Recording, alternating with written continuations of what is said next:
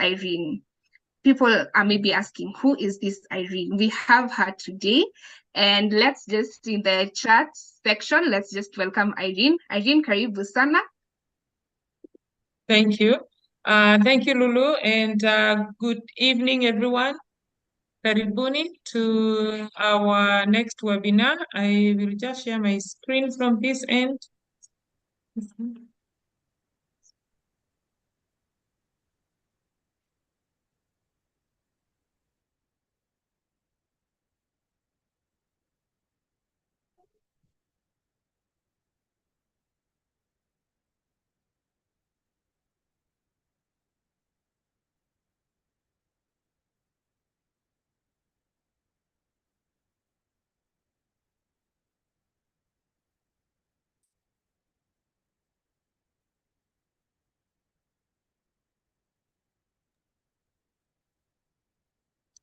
All right, you can all share. You can see my screen now, Lulu?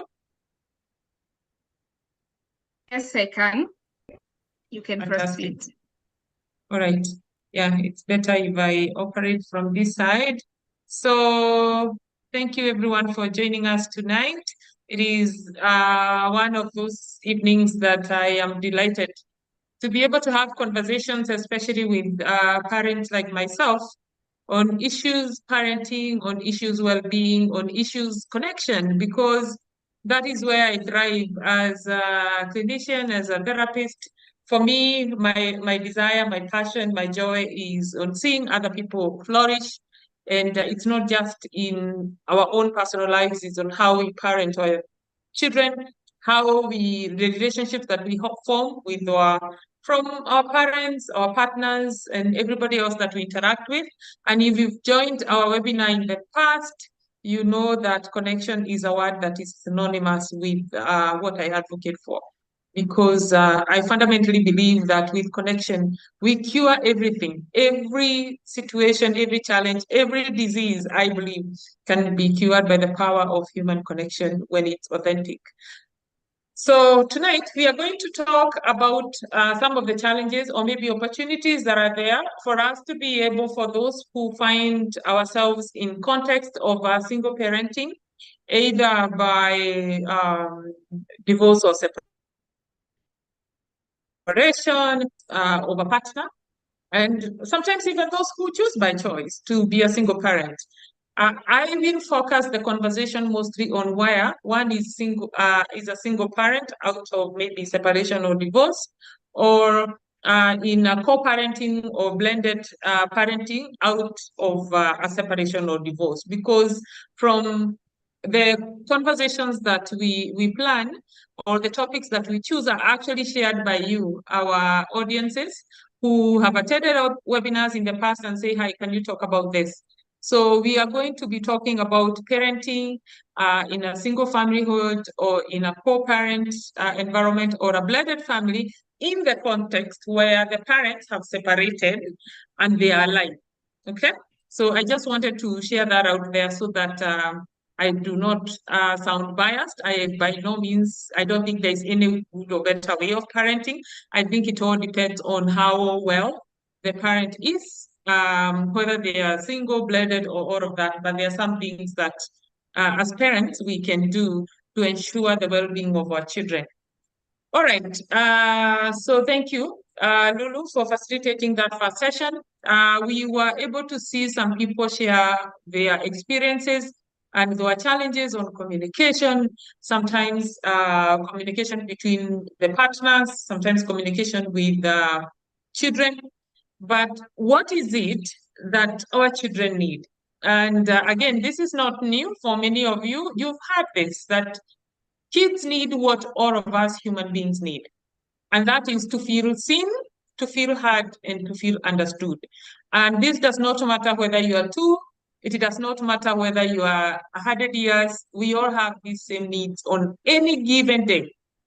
And I will challenge you to think about just today, since you woke up in the morning and you did your prayer or gratitude, whatever you practice you have, for centering yourself, how well have you felt seen and heard and understood by the people who you interacted with today?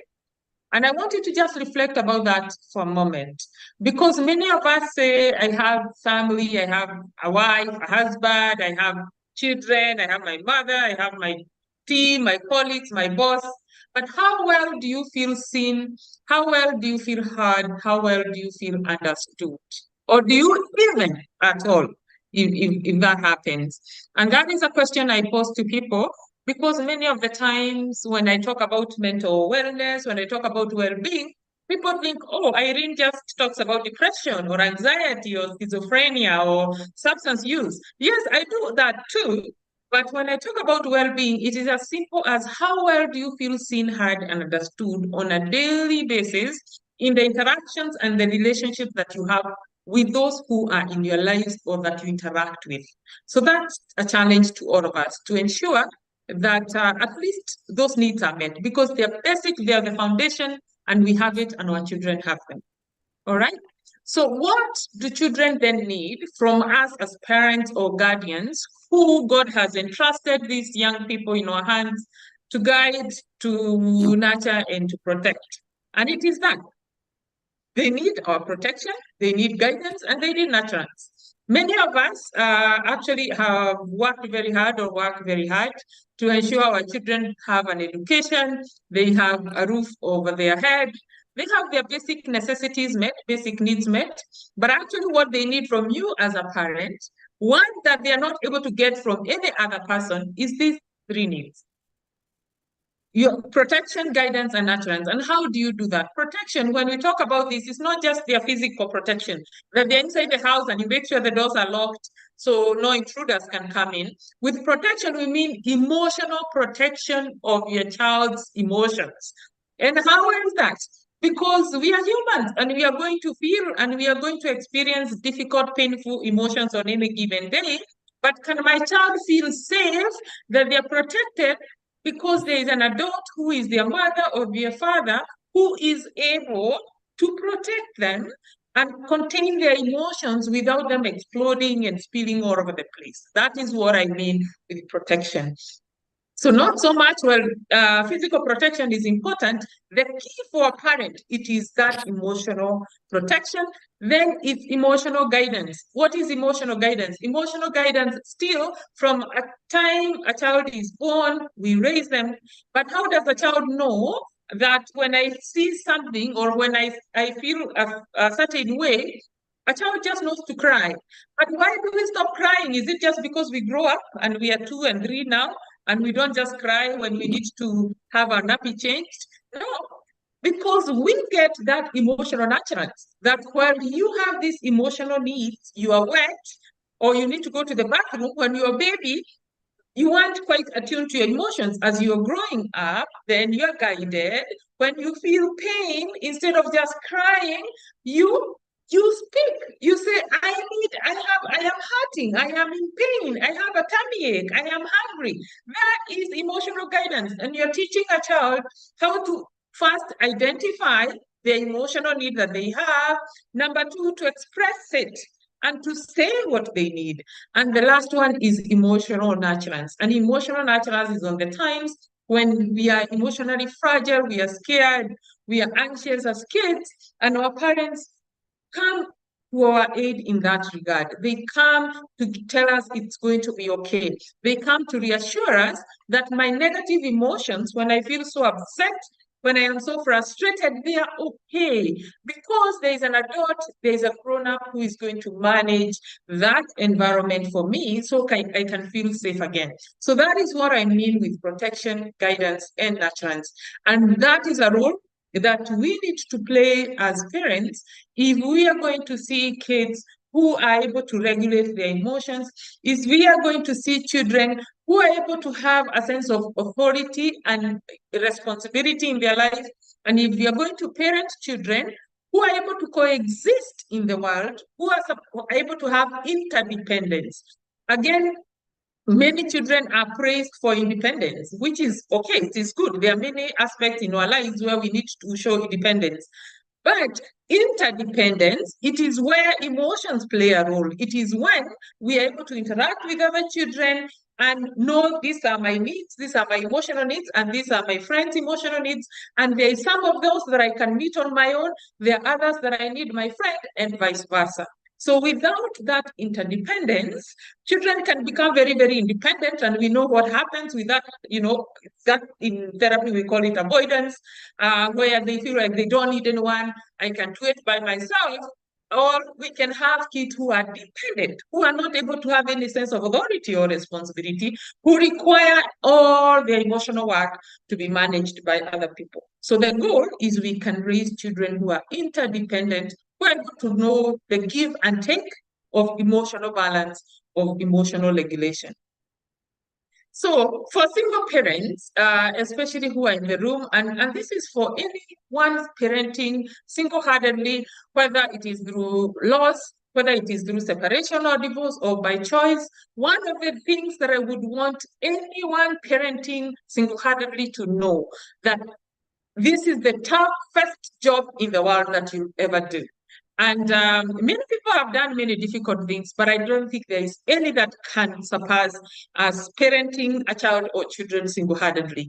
And so what I just would want to unpack is what is normal, because a lot of parents come to me, especially when we interact in the environment in which we are in therapy, with very frustrated and feeling like, you know what, I have failed my children, or I've failed this and that. So what is normal to expect as a single parent? One is to feel tired, sad, afraid, frustrated, and happy and relieved. They are all normal emotions for a single parent. So can you manage everything as a single parent, as a two-parent family?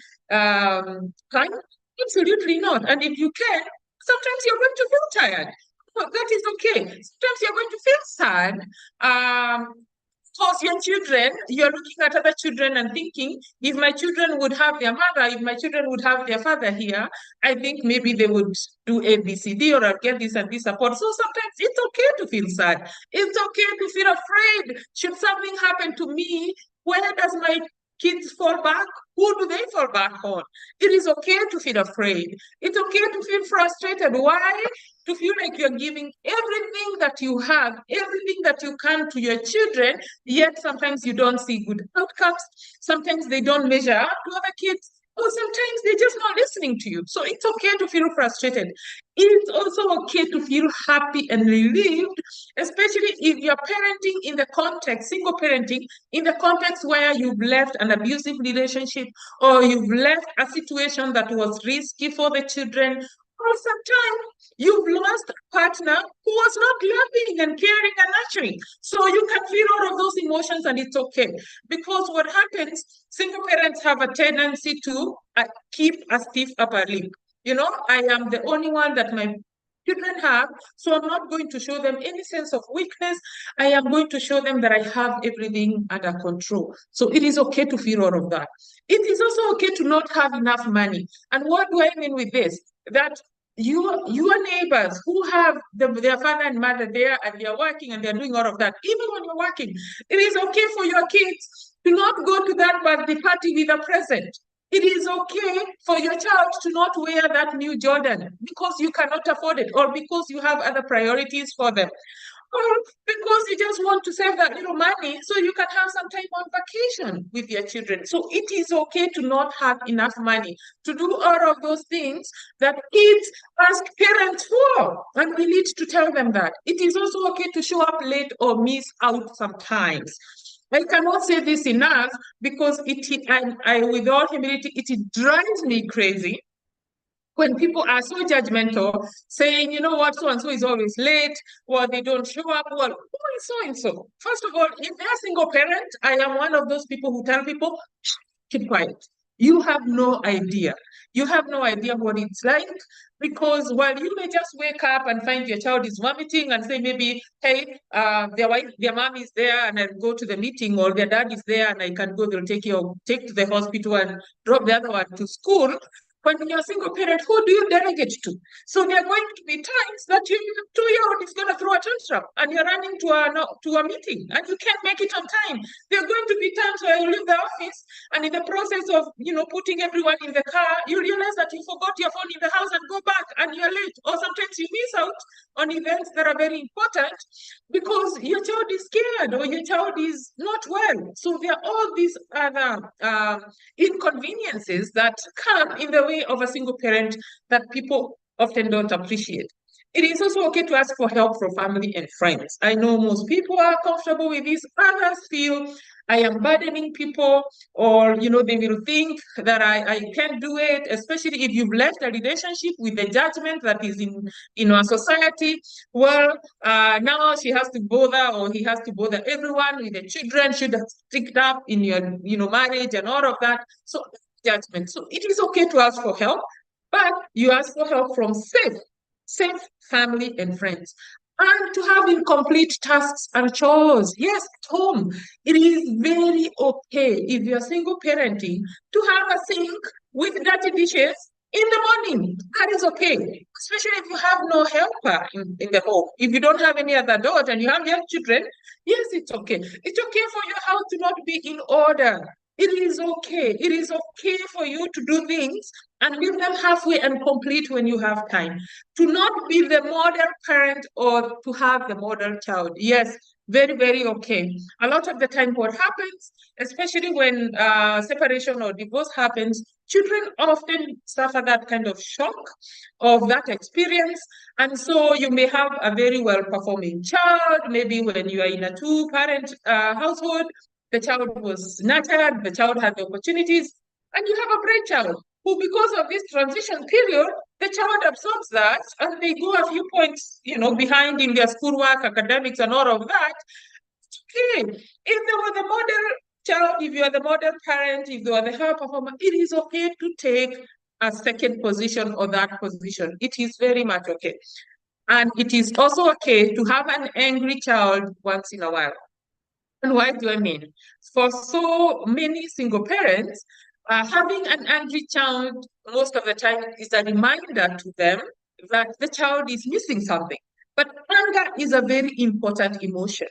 It is okay, and a child can be angry in a single parent household, and they can also be angry in a two-parent household. So this has nothing to do with the fact that you're parenting single-handedly. This has nothing to do with the child hating, or even if it has everything to do with it, it is okay because kids also experience loss. Kids also experience all the ambiguity and all the fear of this new environment, this new arrangement. So when they're angry, it is okay for them to be angry. And we don't have to feel like we have to manage that anger and package it for them, that it's going to be okay, that mom is going to do this.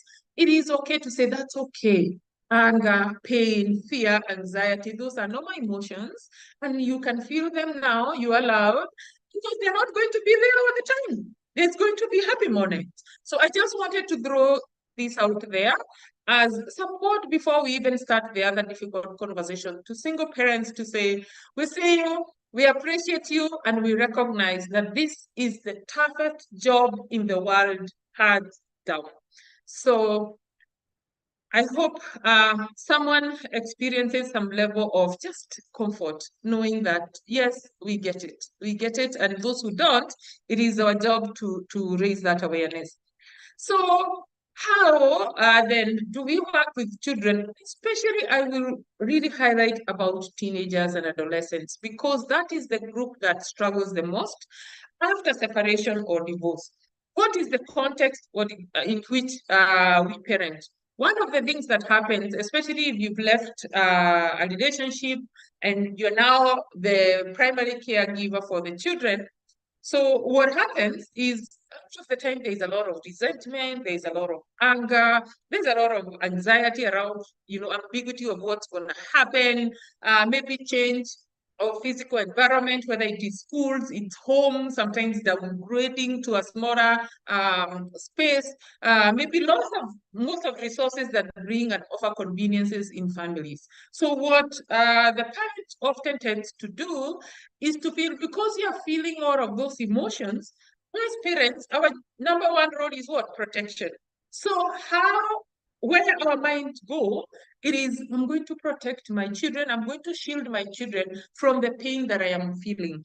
And because really I cannot protect my own pain, is gonna come, so I am going to protect them by making sure their environment, what they are thinking, what they are hearing from me, it is what I imagine, because it is imagined to be okay, to be appropriate, and to be less painful. So what I advise, if you're in this context, is keep it real. Keep it real meaning do not dump or lean on the children. There are two things that happen. Oftentimes when one becomes the primary caregiver for children, remember, you're going through your own emotional turmoil. Everybody else is talking about the failed relationship or failed marriage. And there's a lot of isolation and loneliness that happens. So especially when we have kids above the age of 12, kids who can notice our difficult emotions, kids who can come and say, Mom, you seem scared. Mom, it's going to be okay. Mom, I'm here for you, Dad, and all of that. So what happens, we use our children as our emotional regulators. So we use our children to tell them, you know what, at least we are safe. Your dad used to do ABCD, your mom used to do ABCD. So we are emotionally dumping on the children, or we also dump our anger. That I am so angry and I cannot stand any other person requiring any part of me. Remember, the role of a parent to a child is protection, guidance, and nurturance. So there are parents who become so angry by what has happened and they project that on the children. That is what I mean dump. Either you're dumping the emotions of fear or you're dumping anger, or leaning now on the children for emotional support. And how does that happen? It is when our parent is so broken that they are not able to regulate, they're not able to put themselves together. And so the child now becomes almost the parent who is soothing and comforting this parent. Again, that is very, very, very damaging to a child. Remember, if you are scared on a scale of 0 to 10, you are at 10 scared and frustrated and angry. Your child is at 20 out of 10, okay? Scared, angry, and frustrated. So while our children know very well how to protect their parents because they want that belonging, they want a functional, I just lost one parent. That is how they feel. And now I shouldn't do anything to lose this one or to lose this relationship.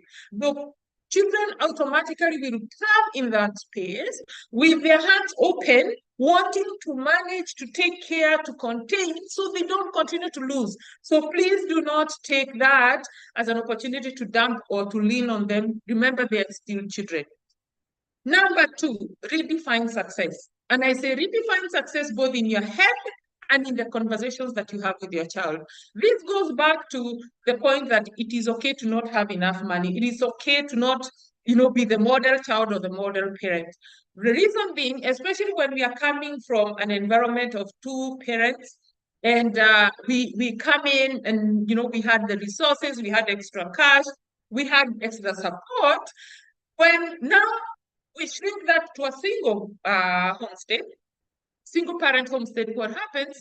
Money is no longer as available in most cases. In some cases, money even becomes more available. So there could be also, you don't have a lot of time, so you don't have a lot of help. Maybe it's with kids' homework. So you may see a kid sliding back maybe in school, or they're not even talking as much, they're not taking care of themselves, or you're also not taking care of yourself. So the definition of success that we had from that 2-parent childhood, if we bring it here, something is going to go. Yes, someone is going to suffer. And if it's not you as a parent, your child is going to suffer. So we need to redefine success, keeping the context in which, and keeping in the resources that we have in this new context. We have to keep in mind that, and we need to have those open conversations with our children. So let's say we used to have pizza every Friday, and then we'd go to a movie on a Saturday, and then Sunday we would go visit this other place. So how does success look like? Yes, we can all do time together, that we are able to be with each other and connecting, but can we rearrange that? Maybe not pizza, maybe instead of buying pizza, we are going to buy flour, make pizza dough, and make our own homemade pizza. So adjusting, that is what I mean with defining success. Number 3, preserve as many of the old rituals as possible. So if a child came from a 2-parent household and there were rituals around, when we came from school, maybe dad picks us up from school, we go home, mom is there, mom has made supper, we eat supper, then we go outside, or, we go shower, and then dad comes, helps with homework and all of that. So kids are used to this ritual of their family that happens. What happens oftentimes when things change, the things that don't seem so like threatening are the ones that take a backseat. For a child, those rituals are very important. Whether it was we used to pray together before breakfast or before a meal. If dad used to sit there or mom used to sit there and now mom is not there and we're just with dad, that prayer should continue. Because what happens with adults, we try to eliminate things that are going to give our children bad reminders. But preserving those rituals are important as much as that can be preserved in the single-parent household. Number 4, hold fast to the rules amidst testing behaviors. And this, many parents experience challenges with when they automatically now start parenting single-handedly. Why? Kids, every child, remember, especially until kids turn the age of 25, their prefrontal cortex, that part of their brain that is responsible for logical thinking, that is responsible for making logical decisions, is not developed. So what happens, the same child who would have misbehaved when you are with their mother or their father, they're going to misbehave with you. And now, add fear, add the shame, because kids feel a lot of shame, especially when parents, when they think, they don't see as a relationship has broken down, they see like their home has broken down. That is what is happening, especially in the minds of teenagers. So that shame of having to explain to their friends what has happened, that shame of seeing like, okay, now we used to do this, we used to be identified with our mom or our dad, that's going to change. So already the child's brain, there's so many changes happening so fast. This other thing is going to make that spiral even more. So if we are going to see testing behaviors, and those are, those misbehaving opportunities that we see with children, and the previous conversation we had, I say kids misbehave for 3 reasons. 1, they misbehave for attention, for belonging, or they misbehave for control. And you can imagine if a child has just left their home because the parents have separated or divorced, how much attention are they getting now? How much belonging are they feeling? Especially if they had to move away, how much control do they have? So you are going to see this behavior. That is a given. But you must make sure rules are rules. The rules that existed in our old home when your dad was there, when your mom was there, those rules don't change. Mom may have gone, dad may have gone, but rules are rules. This family has rules on terms of curfew, has rules in terms of how we talk to each other, rules around, what time we eat and what we eat and how we finish our food and do dishes and complete our chores, have rules about homework, about school, about friends who comes into the home, who doesn't. So those rules, they need to be held constant. Because those are the only ones that are going to give your child control. That ABC, attention and belonging and control, rules give your child control. So it is important, and that is how, as parents, we guide our children. It is through setting those boundaries for them. So hold on to those. Number 5, enlist help. I cannot say that enough. I know there is a lot of judgment, especially in the case of divorce or separation in society. People just refused to have perspective. And so people will say all manner of things. And people feel like, you know what, let me just lock myself in the house with my children and I will not interact with all this craziness that's happening on the outside. While that is happening, I would presume that you have at least one trustworthy person, one person that you trust. And if you don't have someone, family and friends, a safe person, that is why professionals are there. At least help in whichever way you can, either to take care of your own emotions so you can be the emotional container for your children, or for your children, especially if you are a mother and now you are single parenting boys, or you have a boy. one of the things that you need to realize that you need to get a same-sex role model if you're of the opposite sex with your child. That is so critical, because what happens, especially let's say it's a woman, you are a woman who's left a relationship with your children and you have a boy or you have boys. What they start to look at, because boys will have identified with their father, with that masculine figure, with all the things that dad used to do, maybe fix things. They knew if they broke something, that would be fixed. What happened? They start to feel weak. They start to feel like they don't have control because we don't have a male figure. We don't have a masculine energy. We don't have that protection anymore. So it is important that we get them safe, and I would say same-sex role models. So if it's a boy, get another male figure who can support them, who is a role model, can continue to nurture whatever dad was doing, especially if dad is not willing or is not able to be in the picture. If they are not able to, dad needs to be still in this child's life as long as they are a safe person for the child. The same thing if you're a man and now you are single parenting for the purpose as a result of separation or divorce, and you're parenting a girl, it is so important to get a role model, whether it's a cousin who is older, an auntie, whoever, a good friend, obviously safe, to be able to nurture that child in that way. And I hope that is important and it's understandable. Number 6, reset your priorities. Yes, many of us have priorities, we have desires, we have goals, we have dreams, but we must adjust to the time and the changes, whatever is happening in our life. So remember, you cannot do it all. Do what counts the most. And this is what I share with parents. There is a difference between what is important and what is urgent. Okay? What is important and what is urgent are not the same thing. I say with parents, you need to recognize and to be able to appreciate through the help of your child or your children, what is it that is important for them? Is school important? Absolutely. Okay. Is food important? Absolutely. Is having a roof over your head important? Absolutely.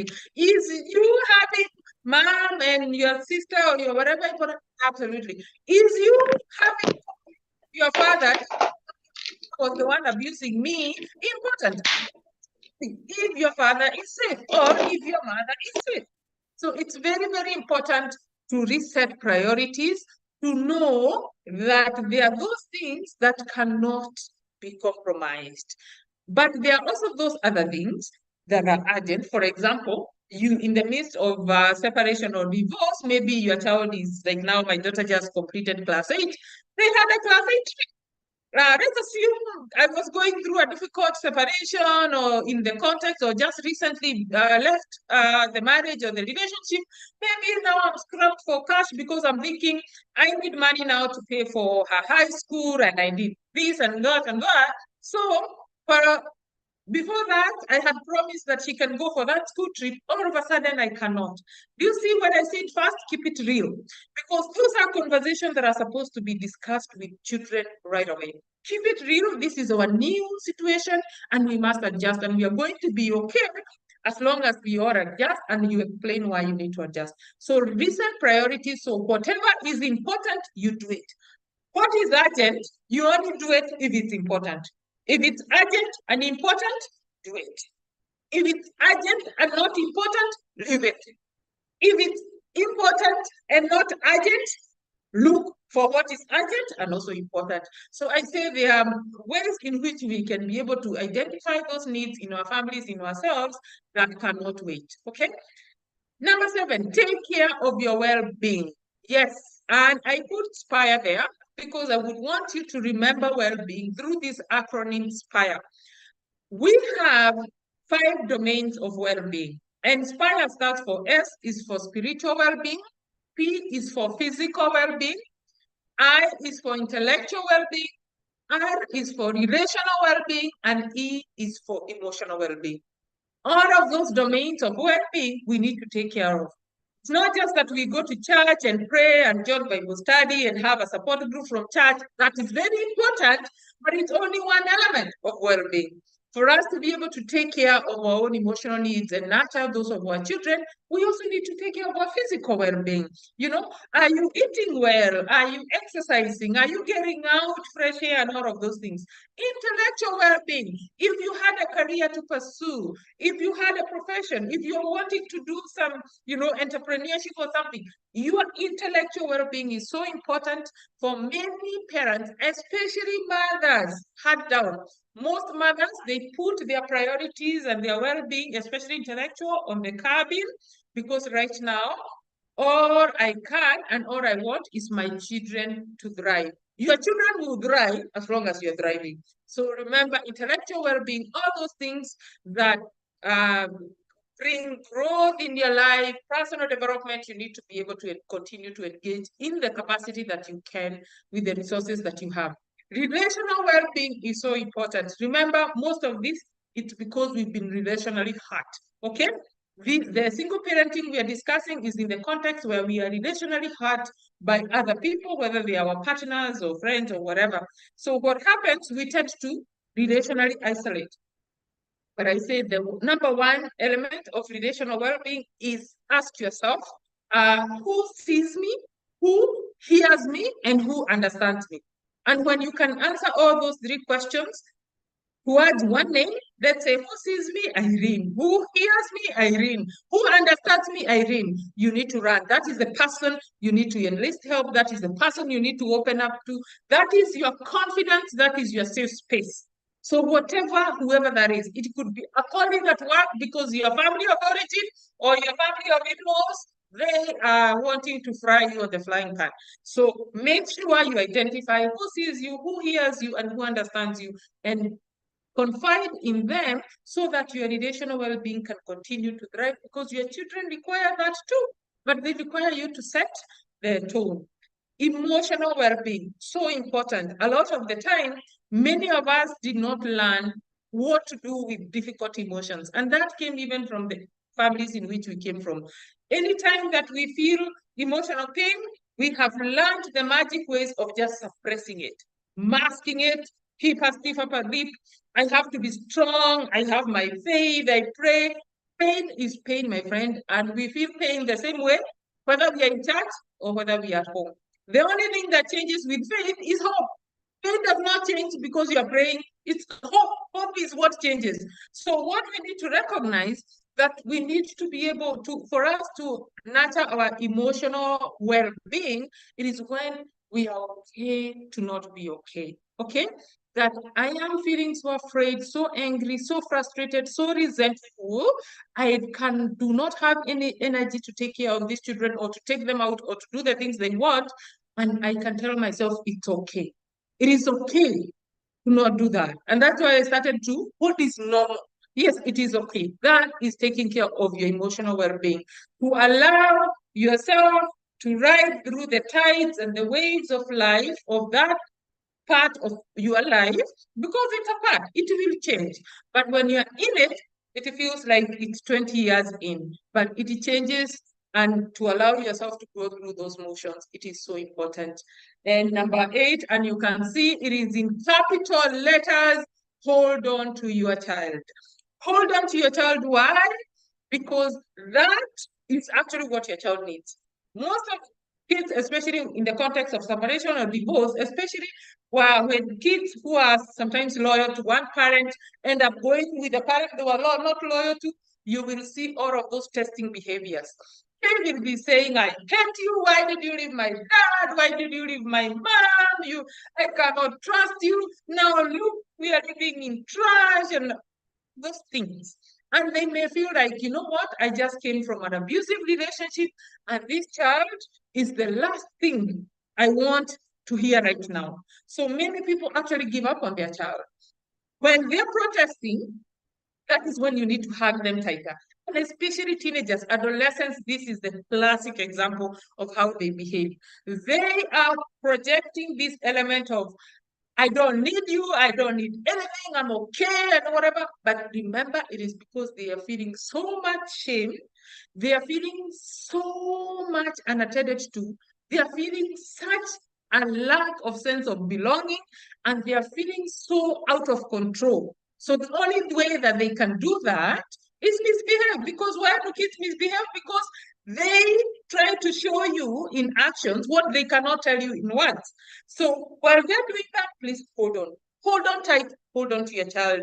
Find something that brings you together. If that child at that point, they just want to eat pizza, and you had saved some money to, go buy whatever for them for Christmas, please just buy them that pizza that day. Hold on to them and do whatever it takes to bring you and them together, especially in the height of that conflict and that confrontation. So those 8 tips, I hope, for any single parent who is finding themselves, or you're finding yourself parenting a child in the context post-separation or divorce, those tips, I hope they will anchor you and help you at least navigate that phase. And if you have questions, please type it on chat. There are questions? Okay, I would want to pick up questions before we go too far. Let me just take a look. If not, I can wait. If you're having trouble joining, okay. Is the session being recorded? Could you read the questions, Lulu? Yes, let me just read them. If a child is young, what it won't be this. Lulu, your internet is unstable. Same. Lulu?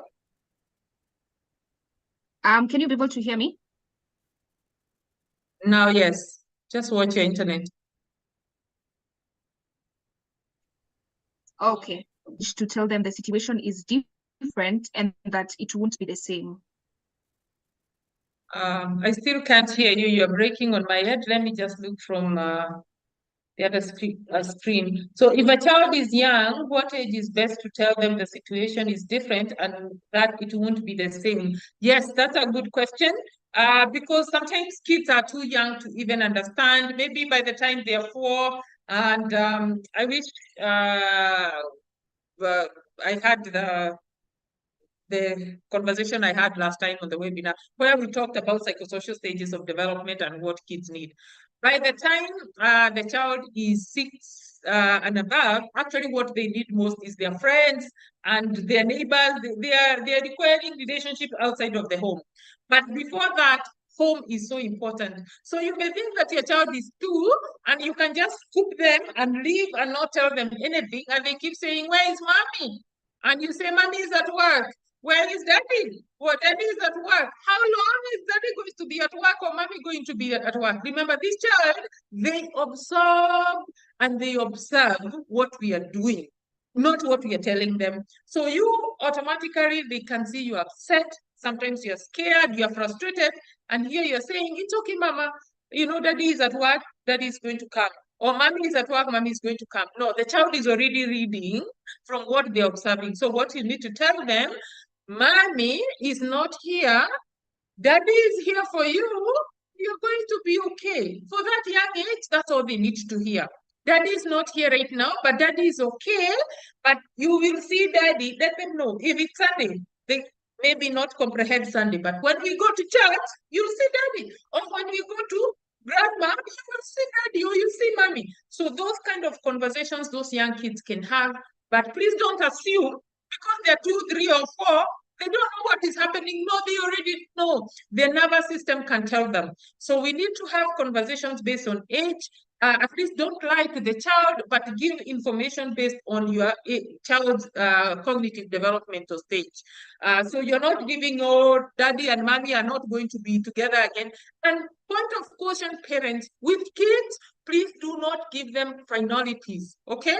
You may have left and divorced and you know for sure you are never going back to that home. Well, it is okay to tell kids right now, mom and dad are not happy. And so they have decided to take time off and stay separately. And you and your brother and your sister are going to see mom and dad different times. That's okay. But to tell them, mom will never go back. Mom and dad will never see each other again. Please do not give kids, even if they're teenagers and they're 16. Kids do not want to hear that. That is like telling them, die now. Okay? Do not give them final statements. Kids thrive on the fact that everything is going to be okay. We are working on things, especially for adolescents. It's okay to tell them maybe mom is going to therapy, dad is going to therapy, or we are working, we are talking, but we are going to see where that goes. Questions about how long. They say, well, right now I do not know. What I know is, in the meantime, this is the how soon you can see dad, how soon you can see mom, or how soon things can happen. But conversation on finalities, kids are not able to handle it. I hope that is clear. Let me see if there is another question. Thank you.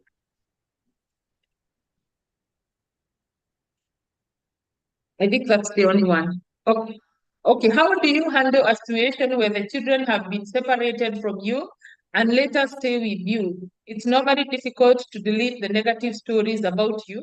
You find they are very judgmental and blaming you for the separation. All right. Thank you for the question. I would say, Elizabeth, just hang on to that question until we do this next part, and you will perhaps get some answers, but I can also speak to that. There is a hand raised by Lillian. Oh, do you want to unmute Yes, yourself? yes, please. Thank you so much. And this is a follow-up to the previous question on what age is best to really communicate to a child that things are not going to be the same anymore and situations are changing. And I just wanted to probably seek some insight. Probably you've been separated or you've been single parenting for a while now, over 10 years, for instance, or several years. And it's time. I mean, we're human beings. We have emotions, we have feelings, and you feel like it's time to probably now transition to another relationship. What advice would you give on how best to go about that as well? And how best to introduce maybe your child to that as well? Thank you. You're welcome, Lillian. So to have a conversation about mom and dad is moving on to another relationship? No, it's a follow-up to the previous question. And probably if one has been single parenting for several years now, and as a person, we have feelings, and you also get to a point, you tend to think, okay, I think I also need to move to a new relationship now because I need to move on after the several years of single parenting, and maybe the child is in their teenage. I just wanted you to share some insights on how best to go about that and how best to introduce your child maybe to the new relationship while protecting them again, because you talked about protection and ensuring that everyone else is comfortable without, really having to get this child being emotionally affected, because you also said that you can't really give them finality as well. Yes. Okay. Thank you. I get your question, and I know I will answer it in this slide. Okay, just hold on to that. And if you're not satisfied, Lillian, please let me know which part still I need to speak about. That and Elizabeth. So we are now looking at parenting in blended families after divorce also, and your questions will come into this. So often after separation or divorce, what happens is there is that one, especially if we have multiple children, there is that child who will be loyal to one parent than the other, okay? Just because of their attachment style or just because of their personality, there is going to be that one who is more like dad or more like mom. So in most contexts of a separation, there is usually the bad parent, you know, the abuser or the one who is causing problem, and seemingly, and that is not because they are, and seemingly the victim parent. Let's say it is a relationship where maybe the dad was abusive to mom, or mom was abusive to dad. So the abuser becomes the bad parent to whoever child is unloyal to them. And for the parent who the child is loyal to, that parent becomes the victim to the child. And I hope that is clear.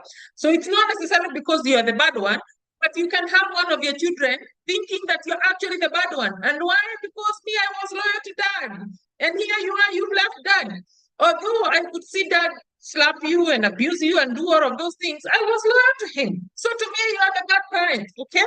So now, I was loyal to you, mom, and now you have left dad who was abusing, and guess what? Even if you are the one abusing dad, now all of a sudden I come in to protect you because you're my mom and I'm loyal to you, so I see you as a victim. This is how that plays out now. So you come out of that relationship with this loyal child now who dislikes or, does not want any relationship with the bad one, but wants to protect the victim parent that they are with. So one of the tips is the loyal child, do not parentify them. They are sad and scared. And how do we parentify our children, especially the loyal ones? You may have a child who is loyal to you as they look at you as the victim, maybe because you're mom, okay? And then you have the other one who is not loyal to you. They are looking at you, you are the bad one. My dad is the victim, the one you left, okay? So you are now having these two kids in parenting them single-handedly, or maybe you've moved on now and you have another partner and you're trying to parent with them. What the loyal one to you will do, they'll automatically become so attuned to your needs, especially emotional needs. Remember, you are the victim to them, even though that may not be the case in real sense. So what they're doing, they're trying to watch out for any threat that can make you a worse of victim. They do not want anyone around mom. They do not want, mom to feel any more pain, mom to be abused anymore. And with that, they almost become like your little parent now, parenting who the parent they feel loyal to, who they look at as a victim. What we deny children when we do that, it is their own chance to deal with their sadness and their fear, because they're sad and they're scared. So when they're doing that to you, times you will feel like, oh, I have such a good son, a good boy, a good daughter, especially if they are 13 and above. They know how to take care of us. So it will feel like you're so supported, and we actually keep telling people that because we praise our kids when they are projecting this hyper-independence. My daughter is very understanding, and actually when you ask them, hi honey, because we also, when they are close to us, we also cuddle them more. We are also closer to them. So when they come from school, we want to know how was school, was anyone okay, happy, was anyone mean to you and all of that. So we become overprotective, and we keep checking how they are feeling about their other parent. For example, has dad called you? And they're like, no, why would he call me? We are all human. That gives us a certain sense of kind of justification, eh? Okay, so he's not even calling, great. Well, it may feel good on the inside. What your child wants actually to hear is, I am sorry, that has not called you. I hope that will call you, because he should call you. He doesn't have any problem with you. It is me, maybe the dad has a problem with. So that reassurance, that is the naturance that they need to hear.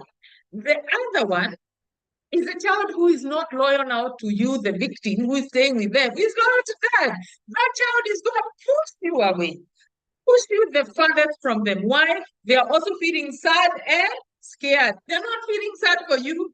They're feeling sad that they've lost. You've left the person they were loyal, they liked, they trusted, and they're scared. They may not even have contact with them. So this child does not want to hear anything about that, because that triggers them. They don't want to hear anything about mom, because mom is not here and it's mom that I'm loyal to. So you can have two children who are behaving very, very different. And because of what they are presenting, we project our own fears, we project our own insecurities. So it is so important that do not parentify. Obviously, if the child you are with is not loyal to you, chances are we don't parentify them, because we also don't tell anything. Why? As parents, we want to protect our children. So I can see he or she is already angry. I'm not going to make them any angry. So in essence, we kind of create this emotional disconnect to a child who actually needs us to just hold on to them. So be very, very mindful and assess who is the loyal one here, who is not loyal, and who is loyal to you.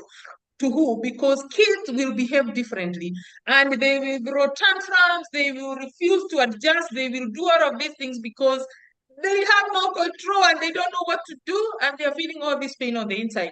Number two, don't fear the problems. Yes, blended families, it is so. Actually, let me just go back to that loyal child in a blended environment. Let's say now you have this child or these children, and you have found a new partner, and now you've moved in. Maybe the partner also came with a child or two. Happy, you are in love, and kids are together. If you have a loyal child who is loyal to you, they are going actually to tell you, Mom, this is the best decision you made for yourself. Don't believe them. Okay? That's a lie. They are saying that to make you happy. Kids, their greatest fear, it is okay, now what? Remember, I came from abuse. Remember, I lost the one place that I trusted, that I called home. Now you're bringing me to another right away. My amygdala is going, this is another setup. It's going to take just a couple more years and then it breaks again. That's how kids look at it. It is not because it's not going to happen, and it's not because we shouldn't move on. We should, but it's important for us to understand what's happening with our children's minds.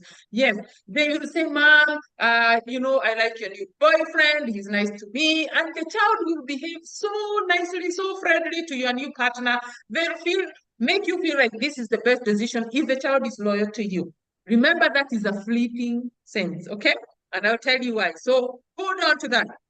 If you have a child who is not loyal to you and you're trying to move on with another partner, oh boy, they will watch everything. They will either tap your phone, send screenshots to the parent they are loyal to. They will badmouth you. They will do all kinds of things. They will find fault with your new partner. They will do. Why? They are sad and they are scared. Remember, your kids, they're both feeling the same, but they're expressing it differently because kids know loyalty. Okay, they know loyalty. So whoever they are loyal to, that is the person they want to protect. So it is so important to know that that happens.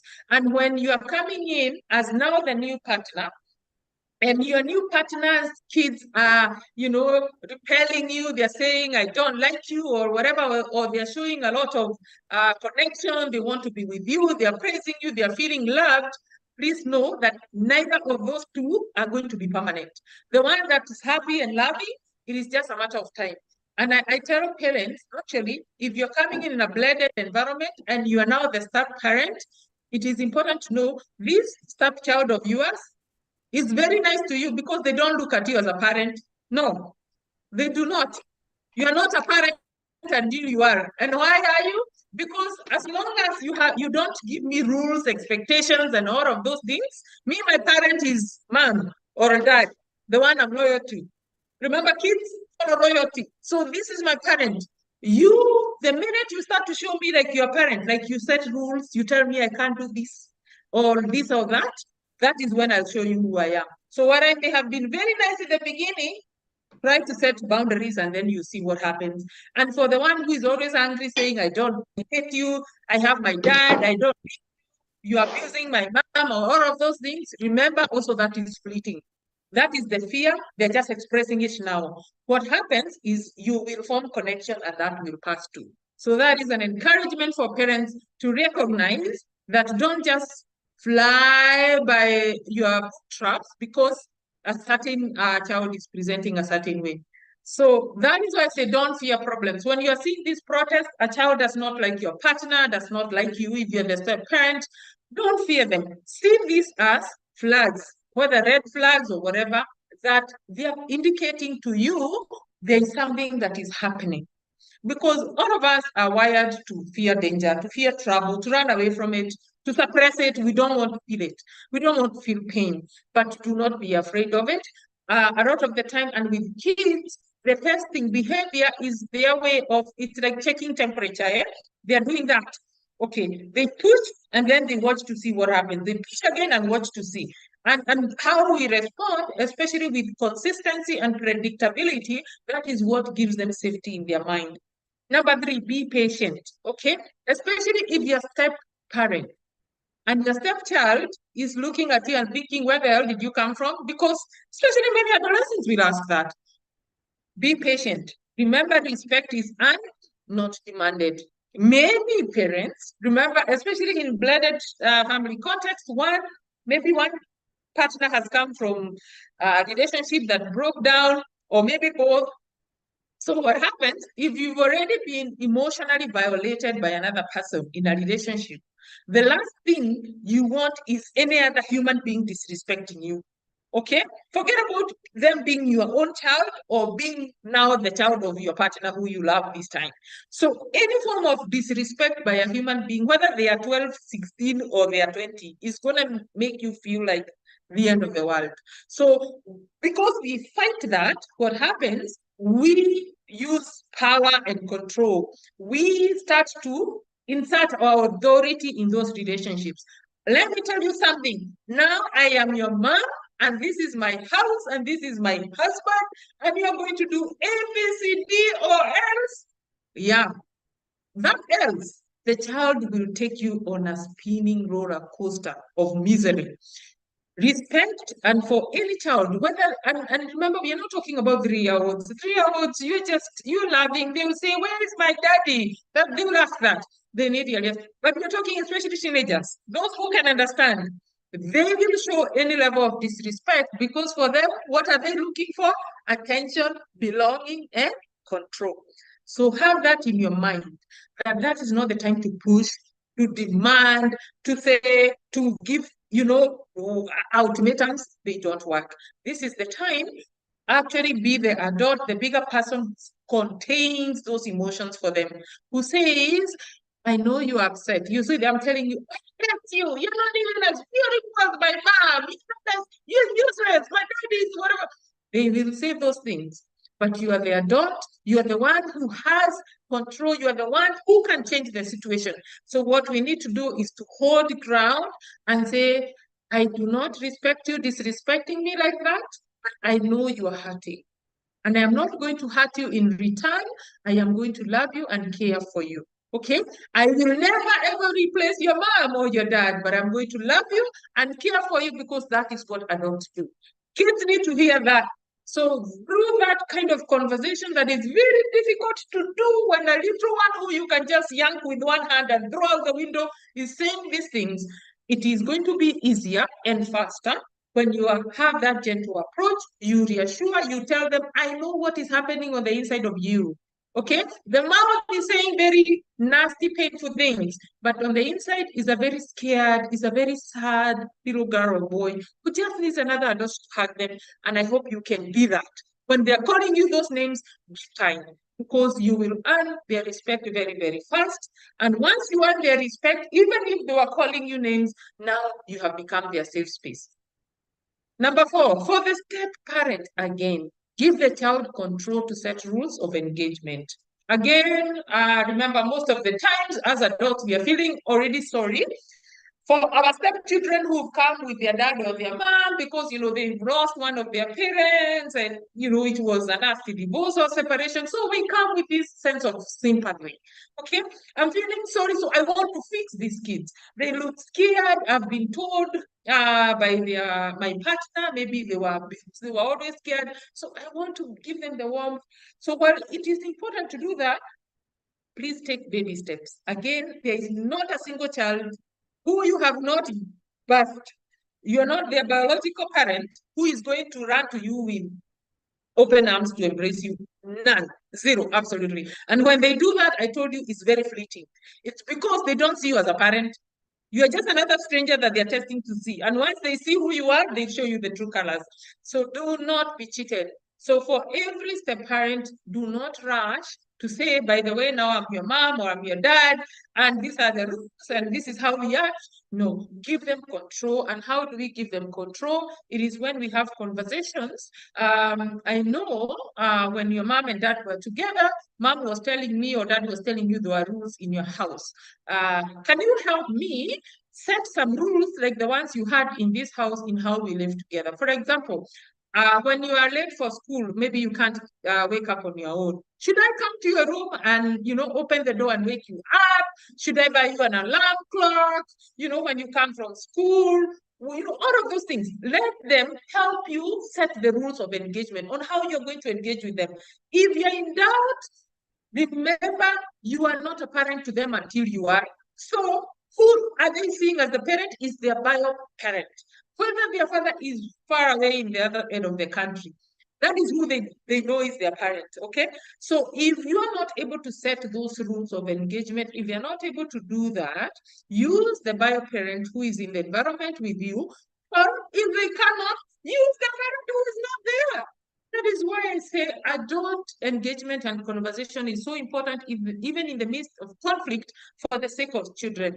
Because when you set those rules and ultimatums and all of that, you've just told them, okay, on your marks, get set, break all of them. That is how, especially teenagers, that is what's going in their mind.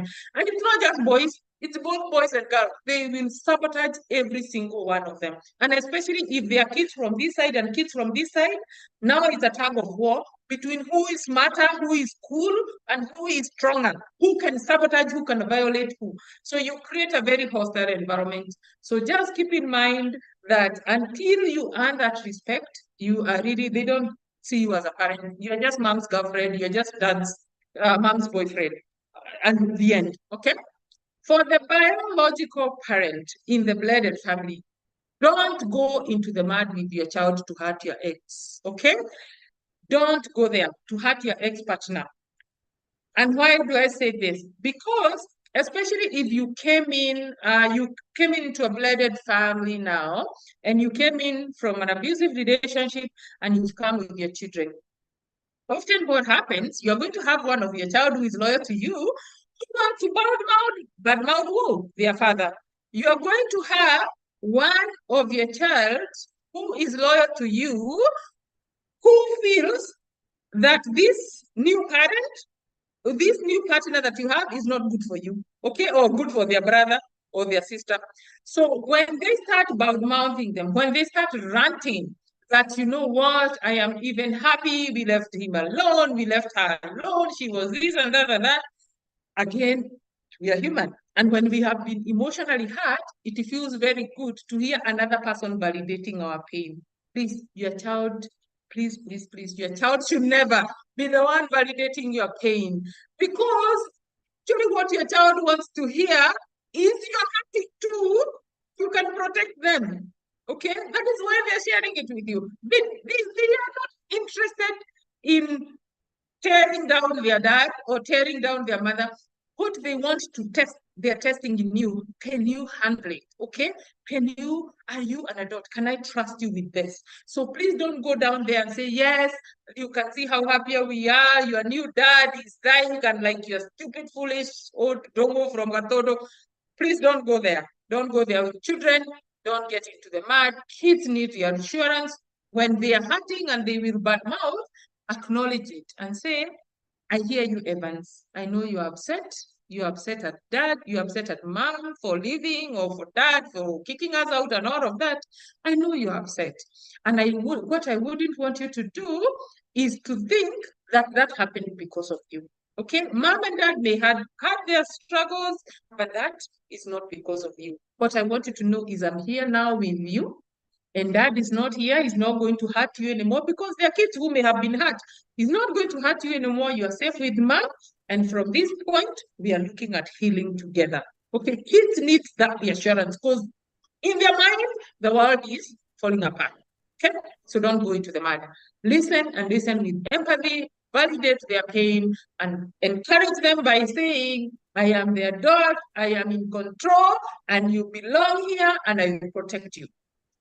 Winning through connection, not competition. Yes, in blended families, whether it is with your partner that you left that was abusive or was disrespectful, you are not going to win your child's respect. You are not going to win your child's loyalty through competition with them. That you left the dad now who was not buying them PS3, 5 or whatever, and now you come and do all of these things and show them how useless their father was or how useless their mother was, you are never going to win. Competition between partners will never win for a child. What we need to win our child is through connection. And the connection that we form with our child is what I'm going to explain here. How do we form that connection? So I will ask Lillian to still hold on that so that we do this. So this is a symbolic representation of the positive parenting that I would want every parent to remember on how do you promote connection in whichever context, whether you are single parenting, whether you are co-parenting, whether you are parenting in blended environments. How do you promote connection? You see a symbolic image here of a house or a hut or whatever you call it. On my left is the green part. You see foundation, the floors, all the way to the roof. On my right The foundation is synonymous to unconditional acceptance. And every child, whether they are with two parents, whether they are just born, whether they are now living with one parent, or whether they are going into another blended family, they need that unconditional acceptance, that sense of belonging. They need to know no matter what, in the constant in which they are in with you, they are accepted just the way they are without doing anything. And why is this important? Synonymous to the foundation of a house, if you don't set that base, that firm foundation of a house, you are going to see a house that is weak, the house that is going to be blown off when the wind comes or when a tornado hits, it is going to go. So we want to set a firm foundation for a child, one of unconditional acceptance. Whether I am your stepfather or your stepmother and you hate me and you don't like me, I am an adult, and my number one responsibility is to protect you, guide you, and nurture you because you are a child. You don't have to be my child. Because you are a child, that is my number one. And so I accept you unconditionally. That is one. That is the first A. The second A is the one synonymous to the floorboards of a house. We all know we put different floors on our houses, some wood, some tile, some carpet, some whatever. Why? Because that is how we need to appreciate our child. Appreciation for each child is dependent on what makes them feel appreciated, not what you think. Because your partner tells you, oh, my wife used to, be so angry and resentful and would yell at the kids. And here you are feeling like, okay, I am their new mom now. I'm never going to yell at them. So I'm going to be always talking them so that they feel appreciated. No. Each child feels appreciated, one, based on their personality, number two, based on their love language. Some of them, you'll say words to them that mean a lot, others they don't mean anything. Others, you will give them gifts, they'll appreciate you, others they'll get the gift and put it in their bedside table and not open it for a year. So what is your love language? What is the love language of this child? And these are things that we can find out from their bio parents. It's things we can find out from them and see what is important for the child. How do they feel appreciated? We need to do that. The third A is affection, and that is synonymous to the walls of a house. And if you think of a house, 4 walls where there are no furniture on the inside, if you are there and you are feeling a bit weak, or you are dizzy and you just wanted something to support you, I bet you would go to the wall and lean on it for support. And that is what every parent needs to become for the child. You are that firm, reliable support that when I'm scared, when I'm sad, when I'm weak, I just want someone to hold me, to support me, you are there. That A, that wall is the A for affection. Yes, you are there when they come crying, instead of, now how long are you going to cry over this? It's been 2 years, dad is never going to come back, mom is, what they need is, it's okay. It is okay. It is okay to cry because you're scared and you're afraid. And I understand why. Because I know even though dad was abusive to us, even though mom was ABCD, it was still better for us to stay together as a family. That is how a child feels. So affection, that reassurance, that comforting, that cuddling, that hugging, it is so important. The windows are A for availability. The windows symbolize when your child doesn't know what time it is. Is it raining outside? Is it hot? Is it sunny? Is it dark? They look through the window. You need to be that window. You need to be the one in whose eyes the child sees the world, okay? Because how you handle yourself, how you carry yourself, how emotionally balanced you are is through those eyes the child will see the child. So if you're scared, guess what? You are going to raise a rabbit. One that is very scared all the time. If you're angry, the child is going to project that. So that sense of availability, that you are there and you are the one the child comes to check, is everything okay? I look through and mom is there or dad is there and everything is going to be all right. So both our physical, but most importantly, our emotional availability. That you are able, when that child requires someone, to just tell them it's going to be okay. It's okay to cry and to be angry at me for leaving dad. That you can be emotionally available, not on your phone, not telling your friends how horrible your partner was, not the time to just say, you know what? Me and my new boyfriend or girlfriend are going out to dinner. You do this because you are now 18 and you can take care of your younger. No.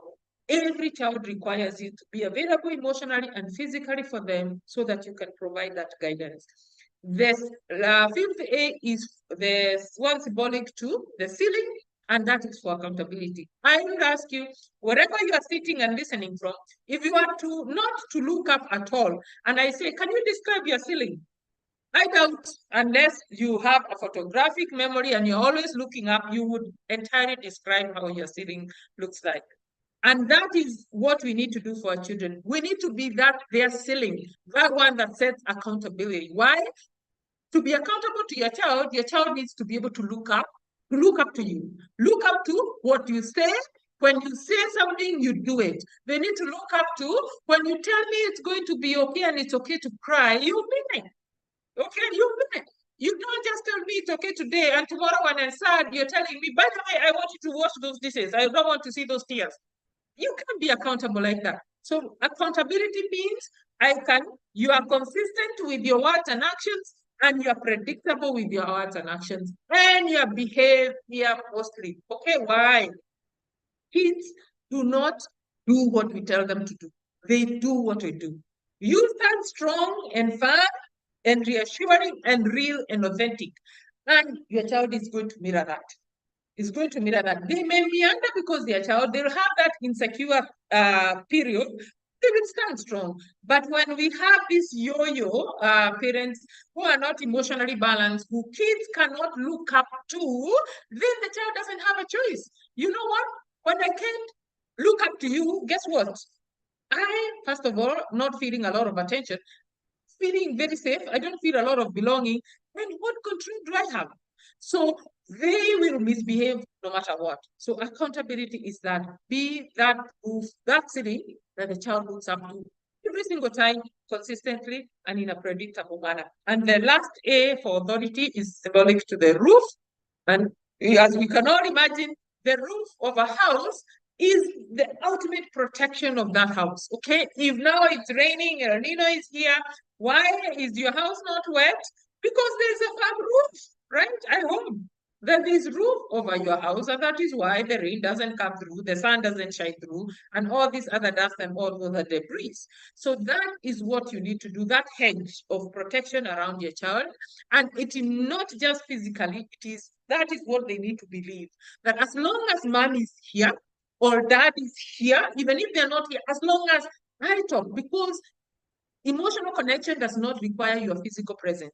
You can be more emotionally connected to your child when you're living in America and they're living with their other parent here, and you can have a stronger emotional connection with them. So it does not require you to be physically together. If you can, even better, it accelerates it.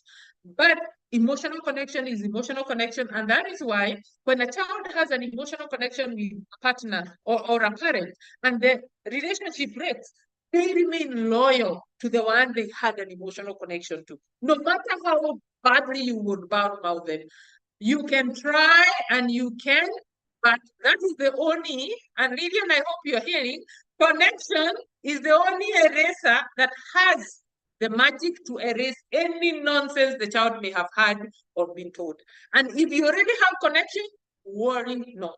Because once you have emotional connection with your child, through this process, and this is how you regain it if you did have it, there is no amount of noise, there is no amount of negativity that is going to change anything with your child.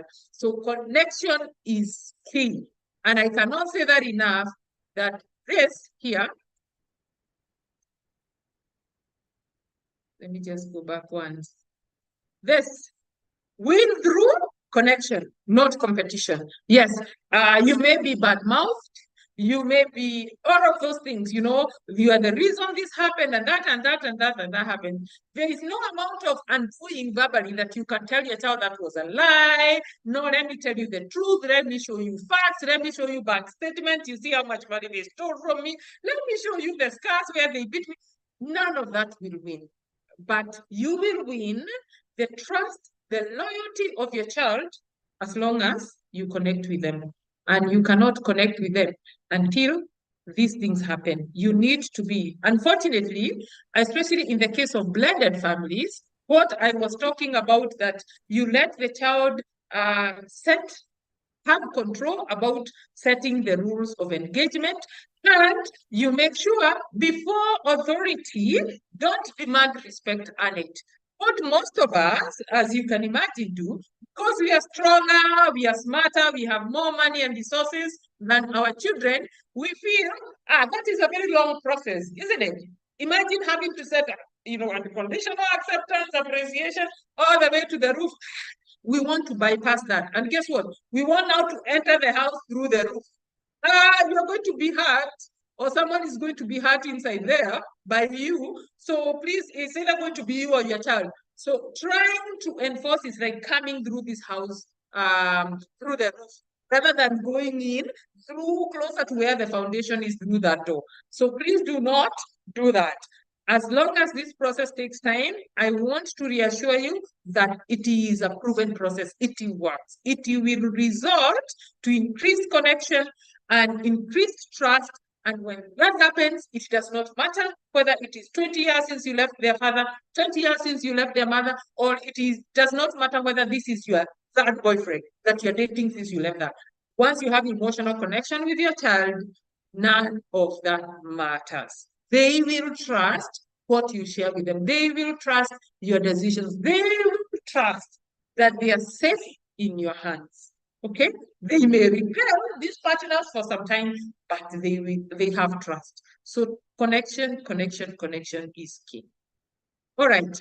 There is a reflection here that safety is not the absence of threat, it is the presence of connection. And that is so true. Many of us think, what, now that we've left this marriage and all of that, oh my goodness, the kids. I tell you, when there's no connection, kids don't need a marriage.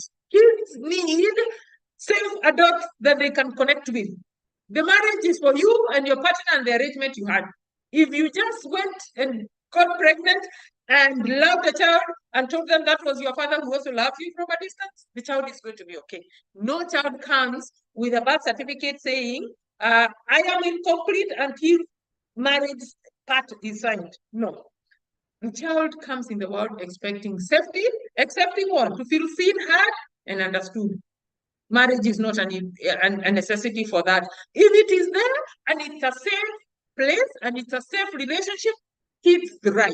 So it's not that it is not important. It is important, but it's not a prerequisite for connection. So while we may think the presence of threat or this or that, as long as we stay together, but we are killing each other emotionally, we are killing these children emotionally, the child is not going to feel safe. So please remember Gabor. And for those who love to read, Gabor actually has written a very, very, very, very important book called The Myth of Normal. The Myth of Normal. That book is awesome. I'll ask Evans to type that book on the chat, because I would encourage. He's also written another one, Hold On to Your Children. You see what I said? Hold On to Your Children. Yes, that's also a very important book for parents, especially in these difficult environments, from Gabor Mate. He's a wonderful, wonderful and very instrumental guru in the field of trauma. Another one by Zig Ziglar here. Kids go where there is excitement, but they stay where there is love. And what is love to a child? Connection. Yes. Love is not birthdays, not big birthdays. Love is not big houses, big cars, private schools and all of those. Love for a child is connection with their parent. That is the greatest need, the greatest desire. And when that happens, right away you ask a child, does mom love you? Oh, yes. Yeah. But you can give them a very big gift and still ask them, and they look at you like, I'm not sure, but if you look like you're going to beat me up, I'll say yes. Okay? So that is what love means. It is connection. And when they feel connected, they feel safe. So to parent effectively, though, in whichever context, whether you are two parents in the home, whether you are blended families, whether you are single, you must recognize what is in your cup. Because while this information is important and may seem very, very helpful tonight, I tell you, Whatever is in your cup is what is going to spill out, literally, like what you see there. That is what's going to spill out when your child shakes you. And how is your child going to shake you? Or your stepchild? They are going to shake you because they are sad and scared. They will shake you no matter what. That is a guarantee. They will accuse you of, you don't even love me anymore because look, you can't even pay for this or that. Meanwhile, you don't have enough money, which is normal. They will accuse you of this and this and this. Dad even saying you did this and this and this, and you feel so resentful and so angry that this person is mouthing you, and that's not true. Yes, kids are going to say all of those things, my friends. That's very normal for children. Actually, their brain is wired to do that at that age. But what is in your cup? What is your personality? What are your values and beliefs about, marriage, about parenting, about remarrying? Because if you're all mixed up and caught up with all of those idealisms of society, of, once you're married, do what, and whatever your belief systems are, they are going to spill out, and they are going to spill out on you and your child. Number two is your past experiences.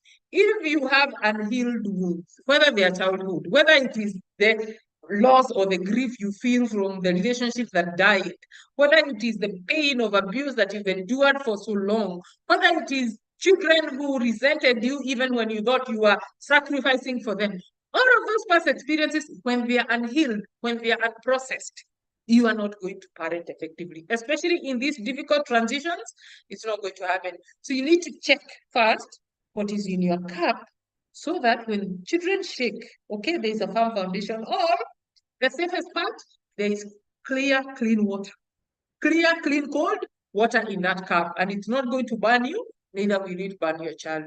So that is what I would want to leave you with. Check what is in your cup, all right? What is in your cup will often. There is a quote here from Shefali. Why we need self-awareness. It is so, so, so important. And that is what we call checking what is in our cup, is self-awareness. And we need that to be able to meet our children's needs for them. Because too many people, we seem to meet our children's needs, but it's for us. And this is also why, especially when you are leaving an abusive relationship and you're now living with the children, we tend to tell kids, you know what, mom and dad are not together. It is going to be better. You're going to be happier. You're going to be able to see dad more happier than he was. Mom is going to be happier. Yes, you are meeting your needs, my friend. You are hoping that. But for your child, you know what is happier for your child? We just need connection. I just need to connect. I don't care whether you're together or not. By the way, when you're together, guess what? I have less explaining to my friends to do. So I actually want you to just be together. I want my family to be normal. And normal for a child doesn't mean that we are happy and everyone is loving each other. Normal means that people, other kids out there at school, my friends are not asking me questions. That is what normal for a child. So it does not, when we are telling them, we are going to be happier, I am happier now, look at you, we can spend more time. Yeah. Your child is just, to me, some slack. It's already painful and scary and sad. Don't make it any worse. So we need to be self-aware to be able to help them and not dump on them. Shefali says, unless you are fulfilled, you will use your children to complete you. You will teach them how to live with your unacknowledged fears, your rejected emptiness, and your forgotten lies, all the while unaware that you're doing so. And yes, I believe many of us have or are or know someone who we can clearly see is doing that. So how do you achieve all of that self-awareness and all of that? I say, for me, I am a web trainer and coach. And I train people and I coach people. And there is a program that we do online. Parents are busy, parents are in different places. Our physical location is in Thika. We can coach you. We can help you parent, gain self-awareness, gain sense of control, and process those things. You see those behaviors that are happening with kids at home? Those are the things that, parents bring in this program, and we discuss, we dismantle, and we give tips on how to manage situations, because every situation with a child, remember, as bad as it feels, as long as it feels like it is going on forever, it will change. It will change. I guarantee you that. So what is Thrive? Thrive is a program that is designed to help people increase their self-awareness. We look at all of those, how your core values and beliefs formed, what is in your cup, how past experiences, whether they are wounds, parental wounds, relationship wounds, all of those, how they affect your coping, how they affect your perception, your beliefs, and your values, and how, because of those maladaptive beliefs and values, you continue to self-sabotage, whether you are parenting, self-sabotage in the relationship that you are pursuing, self-sabotage in the other relationship that you are going to look into. So all of those self-sabotage, whether it is in parenting, relationships, in your work and colleagues, and even in your community and church engagements, there is a lot of self-sabotage that we do when we are not self-aware. And yes, I say that and people say, what do you mean self-sabotage? I'm a good Christian. I say, yes, I was one too. And I can take you through the trail. By the way, disclaimer for the new people, I, Irene Njoroge, I am a person in recovery. Yes, of shame, of trauma, and all of those self-sabotage things. And that is why I am so passionate about talking about them, because it does not just end with our children. Those same misconceptions and distortions, we take them from our kids, we take them to our new partners, to the organizations where we work, to our friends, to our champions, even to our church. Do you know, most of us, even the way we relate with God, it is still from that point of what I call fog, fear, obligation, and guilt. Like there's no authenticity anywhere. So while many of us do all of these things that seemingly we think we are taking care of ourselves, there are things we do to suppress our pain. And I say there are two forces at any given time. There are two forces. They are always competing. One is belonging, the other one is authenticity. And because of life, because life is life, and life was life even when we were children, before we became parents, many of us were exposed in environments, in early caregivers who were not able to give us emotional safety. And when that happens, we learned it is more riskier for me to not belong than it is for me to not be authentic.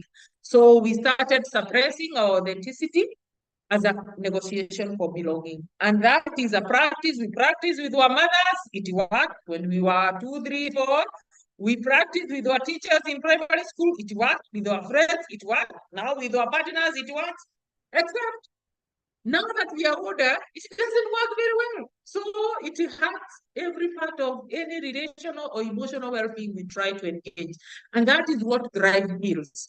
Thrive looks through that. We provide even testing, psychometric testing that are evidence-based, that you take a questionnaire and what it spills out allows us to see, okay, we can map you, this is your attachment style, these are the schemas that you have, and this is how they affect how you look at life, what you expect from your reality, how you deal with your children, why you are so scared all the time, why you cannot trust people, how you are always self-sacrificing, why you are always the hero, why you are always avoidant, you don't want to deal with anything emotional, you are always angry.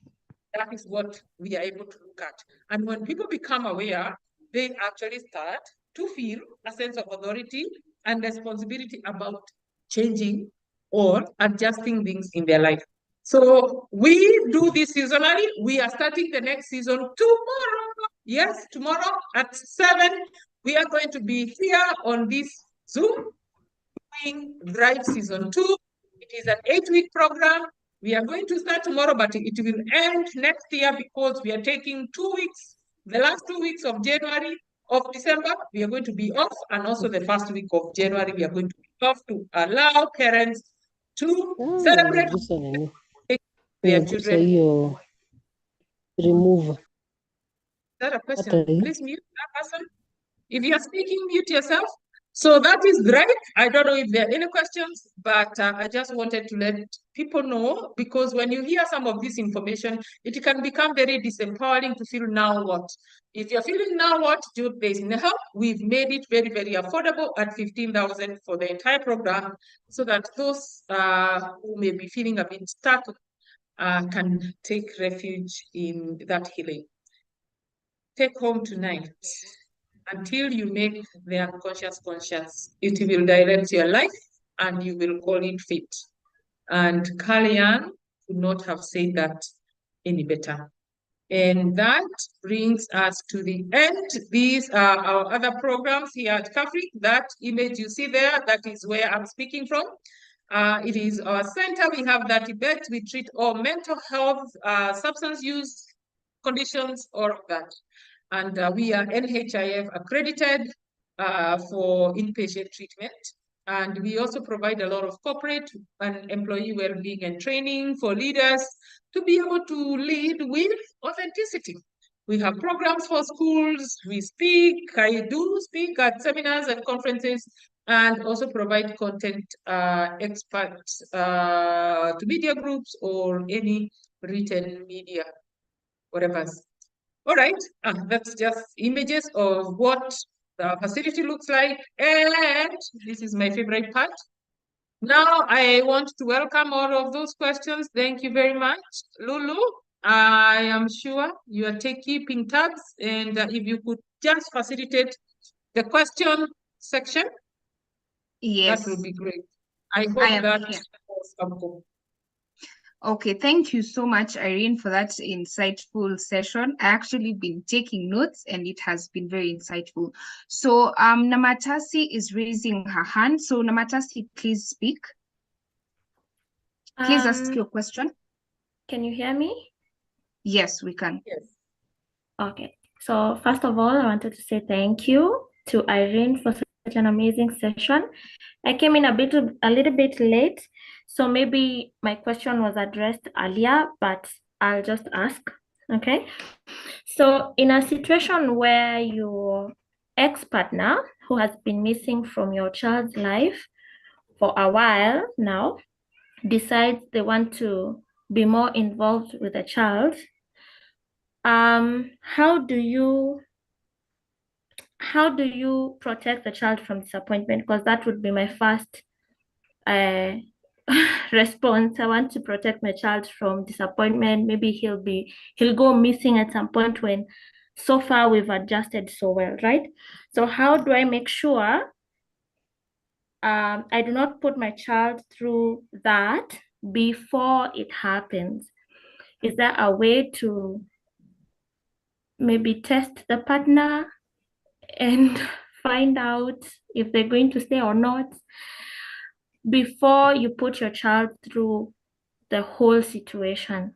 Is there any way? And also the second question was, if now I decide, now let this partner come into the child's life, how do I support them during this transition period when they're coming back into the child's life? That's it. Thank you, Namatasi, and you're most welcome. I'm so glad, and I'm just writing down the question so I can respond. So the first question for you, and it is a question that I hear a lot, is yes, you have a partner, they are the father of this child. Sometimes the child does not know them at all, or they knew them, they disappeared to wherever, and now they have reappeared again, and you've done such a good job, you feel the child is stable, and you're afraid that the child is going to be destabilized. One of, I will tell you with all humility first, is whose needs are you meeting?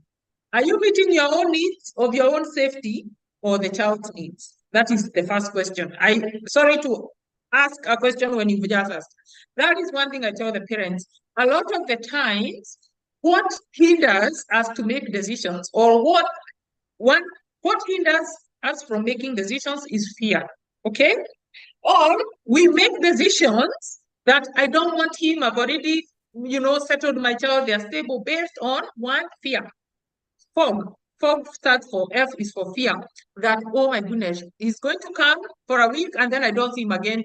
I cannot put my child through any more pain. Or a sense of obligation. No, I have already done this. I'm their mother, I'm the one they trust and all of that. It is my job to protect my child. Or I am going to let him come because this is his father or that is her father and they need to see their father. So we are making a decision based on obligation or guilt. What about if I don't allow? What about my child? He comes back or she comes back, my child gets used to them and then they leave. I feel guilty already for my child. Or if I don't allow them and they miss their child, I feel guilty for my partner. So which decision are you making? Is it based on authenticity or is it based on form? Is fear, obligation, or guilt part of that equation? So that is one assessment, okay? One assessment. Now, let us look at what does a child need? A child needs to feel seen, to feel heard, and to feel understood. If a child at any given time, they know their father or their mother is alive, or they knew their mother and their father, and then they've left, they are not there. No matter, we can provide all these things we do to make the child feel safe, to feel seen. But until we are able to connect with our child to be able to understand how they feel about that, whoever we think is unsafe for them, we have not met those obligations to the child. So where I would say, I'm imagining this is a child that you are able to speak with. So they are not one or two, or, maybe even three you can speak. Irene, let's assume, or let's use Lulu. Lulu is a cuter name for a kid. Let's say, Lulu, do you miss daddy? To what Lulu is saying, because Lulu will tell you authentic Lulu's needs. Kids do not know how to suppress their authenticity until they start to learn expressing it is making you uncomfortable. Then they start suppressing. So, Lulu, do you miss daddy? Do you miss mom? Yeah. Daddy? Yeah. Pay attention. And this is why I say when you're not self-aware, guess what? You're going to bring your own fog and you're going to cloud them. So the answer is not whether it is okay or not to bring the partner. The answer is observe your child's needs. Connect with your child so that you know what your child needs. There are times when your child, Lulu, will be only 4, and you say, Lulu, would you like to see daddy? And they go, no. Why? Because Lulu is still traumatized by how, when she was 2, she saw dad throw mom down the staircase. So she's still traumatized. So that was not a safe pattern to come to that house, right? That child requires some sort of support before they're exposed. So that is why I say observe and let your child guide you in a way that you're not making them suppress their emotions. Let them guide you. And I hope that I have answered that. Namatasi? Yes, you have. Yes. How do I support my partner? Yeah, with your partner, again, keep it real. For me, I said, there are 2 things that I say. Connection and authenticity. You will never go wrong. But unfortunately, our society keeps us in these role identities and idealisms that we keep spinning, trying to work. But nature, really, the way we were created, nature just is basic. Keep it real and simple. Connection and authenticity will always win. So I hope I have answered. I see Lillian. I hope I answered some of your questions, but I would want you to know from you whether I did that before we go to the next one. Lillian, Yeah, thank you so much again. I think very, very good presentation there, I must say, quite insightful, a lot of learning to do. And I think this is in connection with the previous question that you've been responding to, which I also had in mind. But I don't know whether I missed it or you responded well to now. This person wants to come back to the child's life, has never ever been in this child's life or declined to be in this child's life, and has never played a role whatsoever ever since, to a point maybe a child is now a teenage, you have transitioned, or rather you are in a different relationship now, and he wants to come back or she wants to come back. You've not been together. How then would you, how would someone handle that? Because I mean, would it not bring confusion then to the child as well? Yeah, thank you. Yeah, it is difficult. It is difficult, but I will still go back to what I just said is what are the needs of the child? Whether they don't know this parent or whether they knew them, it is the first place is to assess how safe does the child feel about this parent. And that is a direct, authentic question. If they are older, especially if they are teenager, is a conversation. They already know you have moved on, you're in a new relationship. A lot of the time we do a lot of work kind of trying to manage the fear, the anxiety that we imagine. Sometimes it's real, sometimes it's imagined that our children are feeling. Okay, so we are trying to do all of these things to protect or to shield our children from that. In hindsight, actually, that is what they need to do. They need to feel that because we are human. So in this context, maybe you're dealing with a teenager, you're already in another relationship, and imagine you may have done a lot of work to bring or to foster some sort of connection between your child and their staff in your now new partner. So if you already done that, you're thinking, oh my goodness, just when I thought things are stable, now this polygon has shown up. Because that's how it's gonna feel like. Now they've shown up and they want to destroy everything. The first emotion that you're going to feel is that fear, anger, resentment. And that kicks you right into survival mode. When you're in survival mode, literally, this is a lion that is about to eat you. So how safe of decisions are you going to do? First of all, you want to grab your child because mama bear wants to grab their child and just hide them so far away from this person. So that is the first automatic response. Number two, you also want to protect the relationship you are in. Why? Because I already know what I left. To get here, what I have had to leave. And the work that I have to do to get here and to establish this safety and connection with this new person, the next part is to protect now this relationship. Okay? So while you're doing all of those things, you hid your child to shield them, you are now protecting your new partner, trying to fight this lion from eating them. Guess what? You're still not meeting your child's needs. You're meeting yours. Okay? You're meeting your needs through your child. And there are so many ways we can justify it. What the gold standard is, what does my child need? That is the question. What does my child need right now? And if they're a teenager, I guarantee you they can guide you. Actually, if they're a teenager, you are even safer. Because you may think shielding and protecting this relationship, but it's a matter of time. And Lillian, allow me to, we do treat substance use and trauma here at CAFRIC. And my colleague Evans, who is on the line, and I think even Lois is also on the line, they're psychologists and we work with, and they can attest a lot of the cases that we process with a lot of drug use, alcoholism, a lot of anger towards parents and all of that, mostly for people who are using substances, the accusation is, when we do the biopsychosocial assessment, it takes me back when mom, left dad, and we hear stories of what all the things that happened that were good but mom didn't realize that I was faking it for her. Okay? And they've this resentment, and now they're an adult. You've already moved on and you're older with your partner and you're happy. Now you have a 30, 40 something year old man who now resentment is up to here.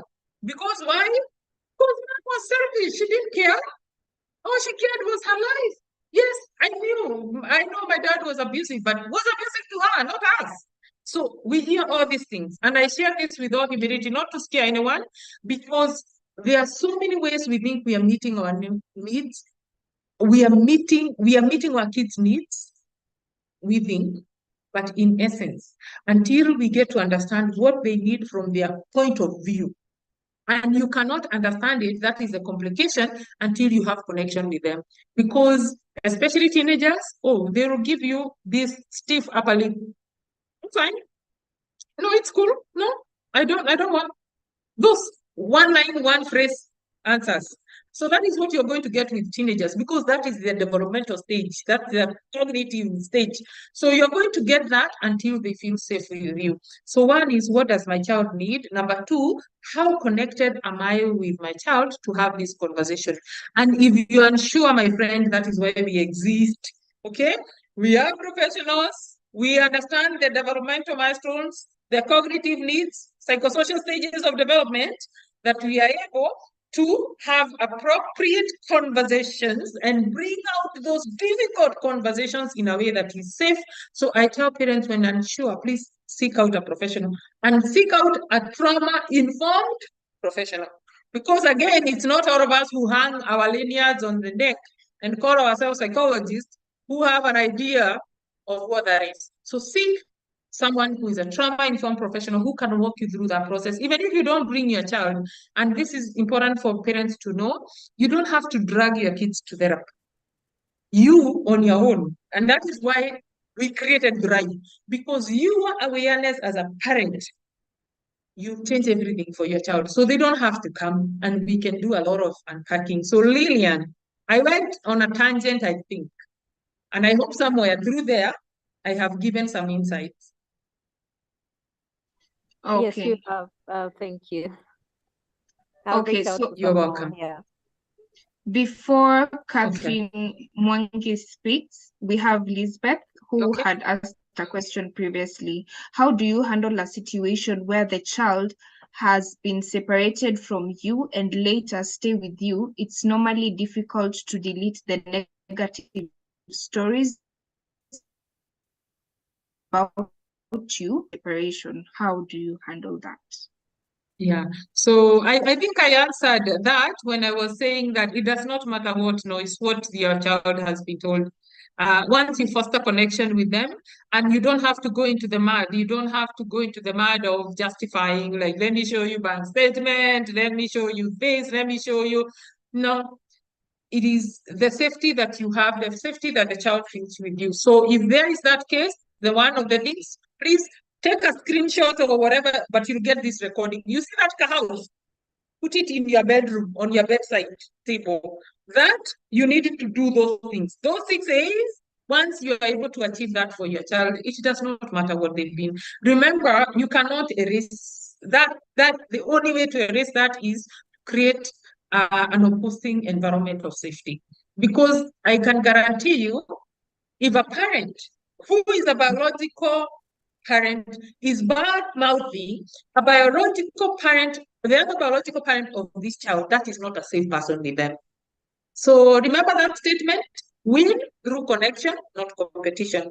So you're not here coming to compete to undo what they were told, you win through connection. And it works 100% of the time, whether your child is 2 or they're 20. Yes, win through connection. And I hope that has answered that. Okay, so Catherine, please unmute and ask your question. Catherine Mwangi. Yes, thank you very much. And I just want to say this has been a very refreshing presentation. Irene, well done. My question, I'm coming from a different perspective altogether. You've talked about parents co-parenting, but I'm coming in from an aspect of a grandmother who is also doing that on behalf of a child. And I have to basically take up the parenting roles for the particular child as much as they're co-parenting. And I'm wondering also, because here I am having to play a role of a grandmother and also as a parent as well. What would be your advice?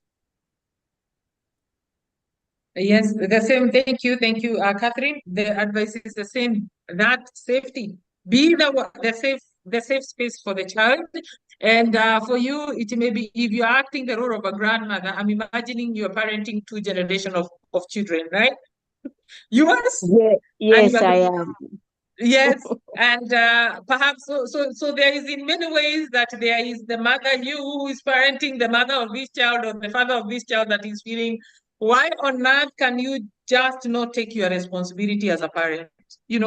And so one of the things, Catherine, is as a parent, please self-compassion, because there are many ways in which you're going to look at your daughter or your son, who is the parent of this grandchild of yours, and you're thinking, that's not how I raised you. That is not what I taught you.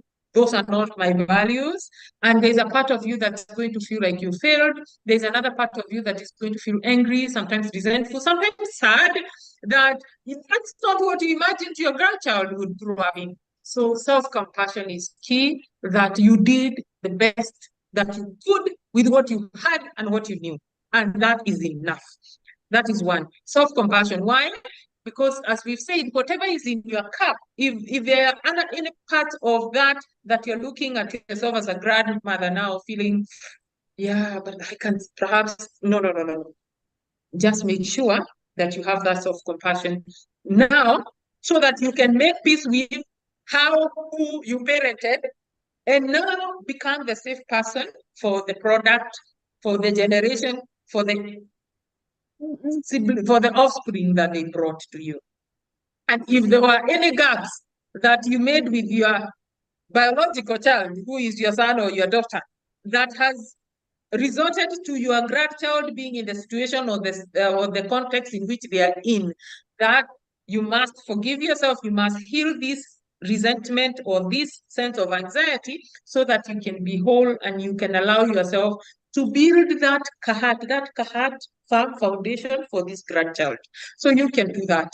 But you cannot do that if the past is one that is haunting you, from how these parents, remember, you could have maybe this is a child of your daughter is blaming you, mom, you've never understood me, you're trying to say, be patient a little bit in the relationship, or do this, you won't tell me how to parent my child, you won't do, all of those things can take your emotions very far away and distant.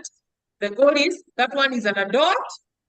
If you could help this young one become their safe person, become their safe space, become the one they connect with. So when they are so afraid and scared and resentful of their biological parents, they can come to you and say, Grandma, let me tell you something. And Grandma is someone who is safe to be able to hold space and contain their emotions. And I hope that is helpful. Yes, it is. Thank you very much, Irene. Oh, you're welcome. Okay. Thank you so much for that. So we have other 2 questions, then we can close. So dealing with mixed guardians, parent, how do you deal with this? Elizabeth? I didn't hear that. Lulu, could you say it again? Okay, dealing with mixed guardians, a partner, from what you teach a biological parent, how do you deal with this? Is this really clear? Elizabeth, Sorry, can you be able to unmute? Yeah, can you hear me? Yes. Yes, we can. Okay, the question is on the issues of having, of course, a partner with a friend, your ex having a partner, and you happen to have, of course, children visiting your ex who has a partner. So you find that sometimes you have what you have taught at home and what again they go to receive, say, for example, when they go to visit. So there seems to be a mixed sort of guidance. How do you guide the child to take what is right, yet they're supposed to acknowledge both parties, the biological mother versus the stepmother? Thank you. I hope I'm clear with that. Yes, Elizabeth, you are clear. Yes, this is where I say, we pull ourselves by the bootstraps and say, I'm going to be the bigger person. Because one of the things, especially when there is conflict between the partners and now the exes who are in the mix take on the resentment and all of that, the person who suffers is a child. And a lot of the time, unfortunately, as adults, dump those baggages and burdens of the children. And how do we do that? I'm going to get back at you, Lulu, through our child. Yes. And I know that you are keen on disciplining, you want homework done before the weekend comes, you want them to make their bed and all of that. And I'm going to wait for you to do all of that work, and I will undo it when they come on this side. And there's nothing you can do because also God has ordered that for parenting. So that is a nasty, nasty, nasty approach that adults use children to fight. Yeah. So one of the ways, and I say this is where you need to pull yourself up bootstraps and say, I'm going to be the bigger person.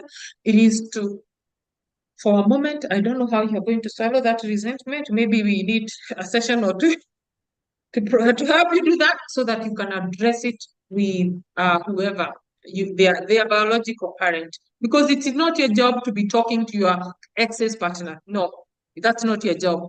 But you need to have a conversation with the other biological parent of this child. That while you may feel a certain way about the way I discipline children, or you may feel a certain way about me, one thing I would want you to understand, it is so important for us to be on the same page. Why? The child is already splitting.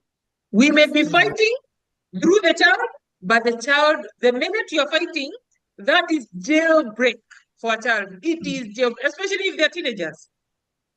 You might as well give them a lighter and the dad gives them marijuana, and you all have a celebration with confetti saying, light it and smoke it. Once a child realizes that you are both having different whatever setup, that is jailbreak for them. So it is so important for one to be the bigger person to say, you know what, forget about this resentment. What is important and what is urgent? What is urgent is, I actually want to murder you, okay? I want to murder you. But what is important is that we are raising a human being that we have and we pray and we want a future for. And that one little human being is worth me becoming the bigger person and addressing this thing by its horns. So, and I hope that you have some grace, or one is able to do that. And if one is struggling, I can coach you. It is not easy, but it becomes easier. So much easier when it's done. Yeah, thank you. That will, it's going to give me some guidance, but indeed it's not easy. So yeah, we need grace and a step-to-step approach. Oh, definitely. Okay, so another question is, please give examples of blended families, emotions where kids are young, say 3 to 8 years. Okay. Yes, in blended families with younger children, the examples is maybe, it could be maybe one partner came with a child who is, maybe you came with one child, and maybe this other partner doesn't have a child, and then you end up having children together. So there is this one who came into the relationship, and the relationship has created 2 more. So some are younger, one is a bit older, or 2 are a bit older, or maybe each one came with one, and then you had another one. Blended families could look all of those things. One of the things, and I say this and I'll say again, that for a child, if you are their step parent, for them, if they are loyal to your partner, if your child's partner is loyal to them, they are going to be very nice to you in the beginning. And they're not being nice to you for you. They're being nice to you because you are nice to their mother or to their father. That's the one they are loyal to. So that niceness is not projected at you. Just know that. Behind the thing, just remember that. So that niceness, while they are nice, it is not the time to overdo things. I tell you, a lot of us will feel sympathy instead of empathy for children. You're already feeling they've already lost their mom or their dad's connection, they can't see them and all of that. Now that I'm here and I love my partner and I know how scared my partner is about the child, so I am going to be the shield for all of them. And you make the biggest mistake. Why? You have denied the child a field to express their emotions. Because I can guarantee you there is not a single child who comes from any broken relationship without a sense of sadness and fear. None. Even when they were abused, they still come with sadness and fear. So when you are doing all of that and shielding, you are shielding them, denying them a very important element and aspect for them to actually feel express, whether it is through tantrums, through matusi, or whatever, that pain. Once they swallow the pain, believe it or not, they will suppress and they'll be nice and nice and nice until you start to set rules and boundaries. And then who are you? You are not my dad, you're not my father. So you would rather hear that from day one. And now that you know, continue on knowing that respect is earned, not demanded. Continue building from that foundation. And conditional acceptance, even when I'm being scolded, and conditional acceptance, we go to appreciation, we go to affection. Oh, by the time we get to availability, we have already connection. So it does not matter the age. Remember, the child will not automatically accept you because you are nice, because you are no longer beating mom or dad, or to Canada. They're not going to automatically accept you. Every child tests. Even animals, wild animals, try to take one little thing of infant of an animal and put it to another. You see, every single living will require that adaptation. And so when we are human beings, we know how to suppress our authenticity. And that's what kids do. They suppress it and they show you up so nice.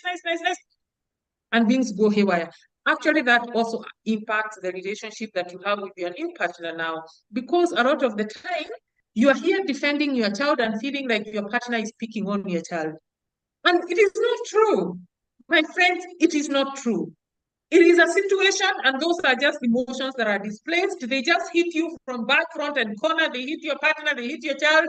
And so it becomes a very volatile environment of just emotional dumping. So it is not true. Know that. What is true is your child is sad and scared, or this child is sad and scared. They will not automatically accept you, but they will not always be like that. The only reason they will is go through the process of connection. You will get there. Okay. Okay, sawa. We have only 2 questions. We're taking 2 questions, then we close. So one question is, how do you introduce and manage a new relationship where one partner has a teenager and the other has ages of 19 to 22? Well, that is even easier, especially the one who has older kids. If you have a connection with those kids who are older, if you have a connection, because remember, a child will not be loyal to both parents the same.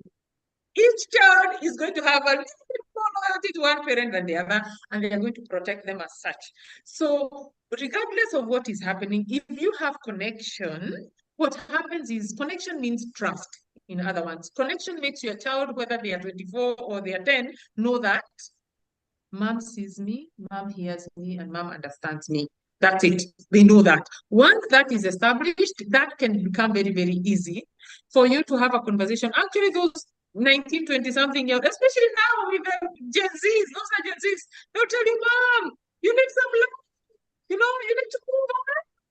But mom, you can be crying for 10 years. They start to say those things. Dad, hey, you're still young. But if you don't have connection, what is happening is maybe initially they felt a sense of relief, a little bit of jailbreak. Now we could test. The rules weren't so tight. Maybe we left one parent who was very strict and dominating and controlling. Now we had a chance of freedom. So while they may have had that, you may have felt like, oh, my kids, we are now having a very good relationship with them. It is not connection you had. It is just the sense of freedom that was magnifying. So now you try to introduce someone new because you thought you had a good relationship with them, and they go, who is this? Who is this? This is mom's house and no one is coming here. Or this is dad's house and no one's coming here. Again, please do not suppress. Connection and authenticity wins 100% of the time. It is important, especially when we live relationships with kids above the age of 13, that child can understand what is happening. So we need to have conversations about, that we had conflict with your dad or your mom, and you understand now we are staying in separate homes. These are the new rules of engagement. This is the plan. So be authentic. Be real with the child. This is what's happening. I feel a bit sad. I feel scared. If you're going on, you know what? I would hope to also love somebody else. If I can no longer love your dad again, or if I can no longer love your mom again, you want to love somebody else or to be loved. How do you feel about that? Kids are already thinking those things, but here we are saying so proper, prim and proper Christians. We don't want to have that conversation. They want us to have those conversations with them. How do you feel about me maybe hiding love again? Or, you know, maybe marrying somebody else? Would you support me? What would you be scared? Would you be afraid? What is their needs? That is what we need to be checking from them. So don't wait until it's 15 years in, and now you think they've moved on, you bring somebody else because they finished campus and moved out of the home. They will come there with a bulldozer, like the ones we saw somewhere else, bulldozing houses. Yes, because they didn't move on. They just put a mask on. So you're just bringing someone to young to that mask, everything is going to come speeding off. So don't wait, have these conversations, gentle, gentle, gentle. And I keep saying, if you're unsure, please seek professional support so that you know the tidbits of conversations to have to promote that safety and connection. Okay? So You're the muted. last question, yes, sorry. The last question is, can one initiate the other partner to sign off their parent when they are not willing to provide fully for their child, yet they are capable? Is this allowed in Kenya? Can I repeat the question again? Yes. Okay. Can one initiate the other partner to sign off their parental rights when they are not willing to provide fully for the child, yet they are capable? Is this allowed in Kenya according to Kenyan law and rights? Yeah. Well, I do appreciate that question. I do not give any legal advice on matters, anything. I would encourage this person to consult family attorney, or even the children offices, yeah? There are children protection offices all over in every county, in the sub-county offices. You may be able to find that information. Please consult there. I am a professional, as I say. I do not, where I give this information based on evidence and experience and all of that, I do not give any legal advice for what is what. So with all honesty and humility, please, I could direct you to people who have the mandate to advise on that. Okay. Okay, sawa sawa. Thank you so much, Irene. This was really intense and I've really learned a lot. And I'm very sure the audience have really learned a lot. So we are going to wrap up. And right now it's very late and we are going to wrap up. But please, if you would like to sign up for the Thrive program, let me assure you, you are not late. You can actually make a down payment of 40%, then get to finish.